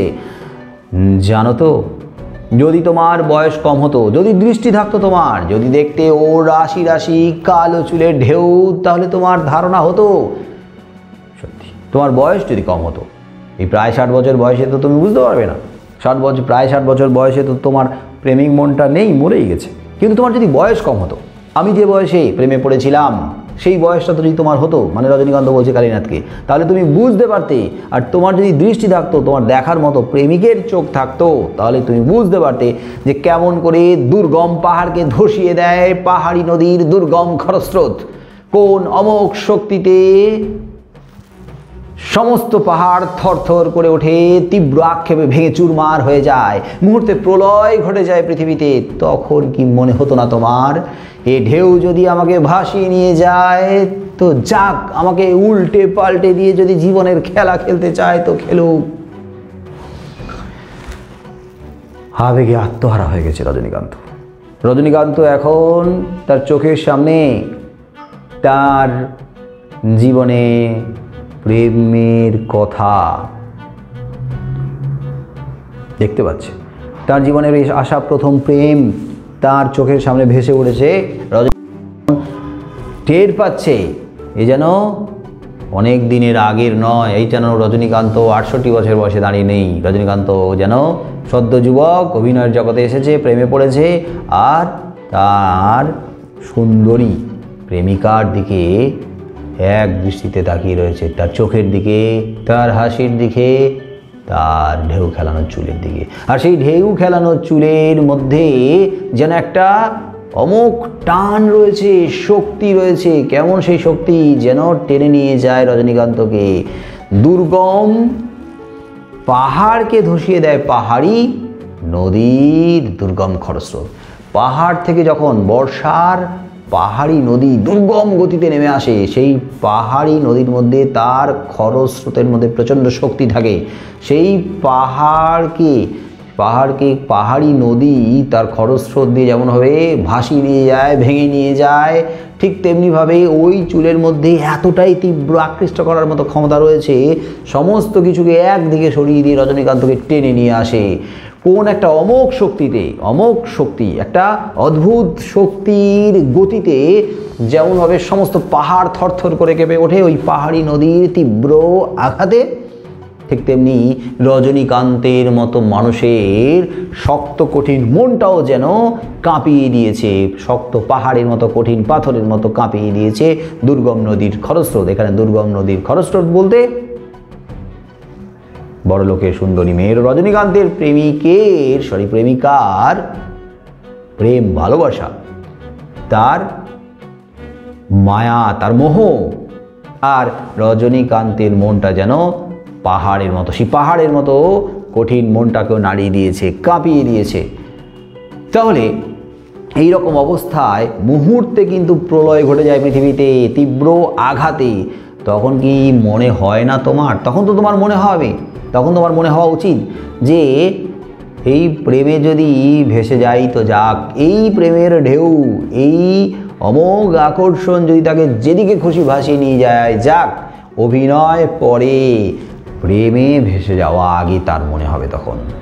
তো এই ঢেউ যদি আমাকে ভাসিয়ে নিয়ে যায় তো সেই ঢেউ এসে নিজেকে ছেড়ে দেবে, সে ঢেউয়ের উল্টো দিকে, ঢেউয়ের প্রতিকূলে দেওয়ার চেষ্টা করবে না, প্রেমের স্রোতে ভেসে যাবে। তখন কি মনে হতো না তোমার, এই ঢেউ যদি আমাকে ভাসিয়ে নিয়ে যায় তো যাক, আমাকে উল্টে পাল্টে দিয়ে যদি জীবনের খেলা খেলতে চায় তো খেলুক, উল্টে পাল্টে দিয়ে জীবনের খেলা খেলতে চায়। হ্যাঁ, জীবন যেদিকে নিয়ে যেতে চায়, জীবনের খেলা, জীবনের সাথে, রজনীকান্তের জীবনের সঙ্গে যেভাবে খেলতে চায় খেলুক, আমি এই খেলার বিরুদ্ধে বাধা দেব না। সত্যি জানো, হঠাৎ মনে হয় আমি ওকে স্পষ্ট দেখতে পাচ্ছি। রজনীকান্ত কালীনাথকে বলছে, এখন আমার মনে হচ্ছে যে এত দিনের সেই প্রেম যেন আমার সামনে ফিরে এসেছে। সে যেন সেই প্রেমিকাকে এক্ষুনি প্রত্যক্ষ করতে পারছে, সামনে দেখতে পাচ্ছে। যেমনভাবে স্পষ্ট রজনীকান্ত কালীনাথকে দেখতে পাচ্ছে, ঠিক তেমনিভাবে স্পষ্ট যেন দেখতে পাচ্ছে তার সুন্দরী প্রেমিকাকে। যেন তার মনে হচ্ছে আমি যেন ওর মুখোমুখি দাঁড়িয়ে আছি, প্রেমিকার মুখোমুখি দাঁড়িয়ে আছে রজনীকান্ত। ওফ, সেই যে তার আমার দিকে সেই একরকম অদ্ভুত করে চেয়ে থাকা, কেমনভাবে তাকাতো, কি অদ্ভুতভাবে তাকাতো, কি চোখের দৃষ্টি, সেই অদ্ভুত করে চোখের দৃষ্টিতে যেন রজনীকান্ত ঘায়েল হয়ে গেছে। মরে যাব তবু ভুলবো না, মরে যাবে। সত্যি রজনীকান্ত মরে গেলেও তার এমন তাকানো যা তার হৃদয়কে বিদ্ধ করেছে, সেই তাকানো সে কখনোই ভুলবে না, তার সেই আশ্চর্য ভালোবাসাও ভুলবে না মেয়েটার। ও শুধু আমাকে আলমগীরের পাঠ করতে দেখেছিল। আলমগীর দুনিয়ার শ্রেষ্ঠ। আলমগীর হলেন অরঙ্গজেবের উপাধি। তো অরঙ্গজেবের পাঠ করতে, তার মানে শাহজাহান নাটকে অরঙ্গজেব তথা আলমগীরের পাঠ করেছিল। আর আলমগীর বা অরঙ্গজেবের পাঠ করা যথেষ্ট কঠিন ব্যাপার, অথচ কি সুন্দরভাবে অভিনয় করতো, আলমগীরের পাঠ করতো। আর সেই আলমগীরের অভিনয় দেখে, আলমগীরের পাঠ করতে দেখে আর কিচ্ছু বলেনি মেয়েটা, তাকে ভালোবেসে ফেলেছিল। আমার নিজের থেকে ওকে কিছু বলতে হয়নি, মানে রজনীকান্ত এগিয়ে এসে তার প্রেম প্রস্তাব মেয়েটার কাছে দেয়নি, বরং মেয়েটাই এগিয়ে এসেছিল। তাই বলছে আমার নিজের থেকে ওকে কোনো কথা বলতে হয়নি, রেখে ঢেকে সত্যি মিথ্যে কোনো কথা, মানে কিভাবে বলবো না বলবো, কতটা আড়াল করব, কতটা বলবো সামনে তুলে ধরবো, কোনো কথাই বলতে হয়নি, সব ওই এগিয়ে এসে ঠিক করে দিয়েছে। একদিন যেচে আলাপ করলো আমার সঙ্গে, যেচে নিজে এগিয়ে এসে আলাপ করলো, মেয়েটা আলাপ করলো, তারপর ক্রমশ আলাপ থেকে ঘনিষ্ঠতা, হ্যাঁ ক্রমশ মানে ধীরে ধীরে ওই আলাপ থেকে ঘনিষ্ঠতা বাড়লো, কাছাকাছি এলো, ঘনিষ্ঠতা থেকে আরও প্রেম জোরাল হলো। আর তখনকার দিনে আমার অ্যাক্টিং মানে, তখনকার দিনে রজনীকান্ত অ্যাক্টিং করতো, অভিনয় করতো, মানে তো সে এক ব্যাপার, মানে তার অভিনয় মানে কোনো কথা হবে না, অভিনয় মানে সবাই মুগ্ধ, তো সে একটা ব্যাপার। তখন তো আমার বয়সও বেশি না, অল্প বয়স, সবে মাত্র অভিনয় জগতে এসছে, আর সামনে পড়ে রয়েছে ব্রিলিয়ান্ট ফিউচার, ব্রাইট ফিউচার, একেবারে উজ্জ্বল ভবিষ্যৎ, কারণ এত ভালো ভালো অভিনয় করছে, তার মানে সামনে সত্যি ব্রিলিয়ান্ট ফিউচার পড়ে রয়েছে। সে এখন দেখতে পাচ্ছে যে আমি আর কিছুদিনের মধ্যে যথেষ্ট নাম ডাক খ্যাতি অর্থ প্রভাব প্রতিপত্তি সব করে ফেলতে পারবো, একবারে ব্রিলিয়ান্ট ফিউচার। তো এরকম ব্রিলিয়ান্ট ফিউচারের কাউকে দেখে এই বড়লোকের সুন্দরী মেয়েটা যে প্রেমে পড়বে এটা স্বাভাবিক, তাছাড়াও দেখতে শুনতেও ভালো, আবার অভিনয় করেও দাপুটে। তাই নিজের থেকে রজনীকান্তকে কিছু বলতে হয়নি, মেয়েটা এগিয়ে এসেছিল।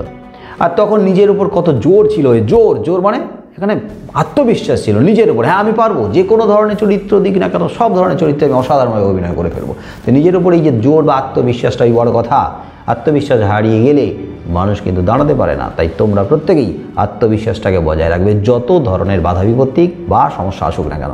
তাই নিজের উপরে কত জোর ছিল তখন মনে মনে কত আশা, প্ল্যান, কত রকমের আশা করে রয়েছি, প্রত্যাশা, কত প্ল্যান, পরিকল্পনা করে রয়েছে যে ভবিষ্যৎটাকে আমি এইভাবে তৈরি করব, ভবিষ্যতে আমি এইভাবে পা ফেলবো, এইভাবে আমার সংসার হবে, এইভাবে তার প্রভাব প্রতিপত্তি ছড়াবে, কত রকমের প্ল্যান পরিকল্পনা করে নিয়েছে। তাহলে সেই প্ল্যান, সেই পরিকল্পনায় সবই আছে।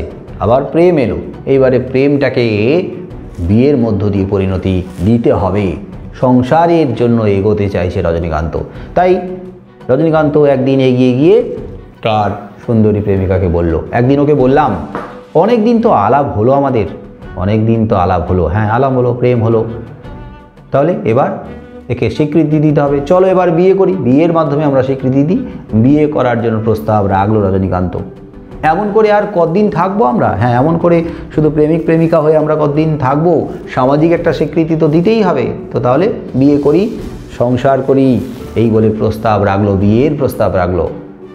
এবার তোমার বাবাকে আমাদের বিয়ের কথাটা বলি একদিন। রজনীকান্ত তার প্রেমিকাকে বলল, প্রেমিকার বাবার কাছে তাদের বিয়ের কথাটা তুলবে, বিয়ের প্রস্তাবটা রাখবে। এমন প্রস্তাব দিল রজনীকান্ত তার প্রেমিকাকে। এত দিন পর্যন্ত, এই সময় পর্যন্ত রজনীকান্তের জীবনে কোনো কিছুর অভাব নেই, শুধুই আনন্দ, শুধুই সুখ, শুধুই সমৃদ্ধি, শুধুই ভালো লাগা। কিন্তু এরপরেই শুরু হচ্ছে রজনীকান্তের জীবনের একটা ভয়ঙ্কর ট্র্যাজেডি। আর এই ট্র্যাজেডি নিয়ে আমরা পরের ক্লাসে আলোচনা করব।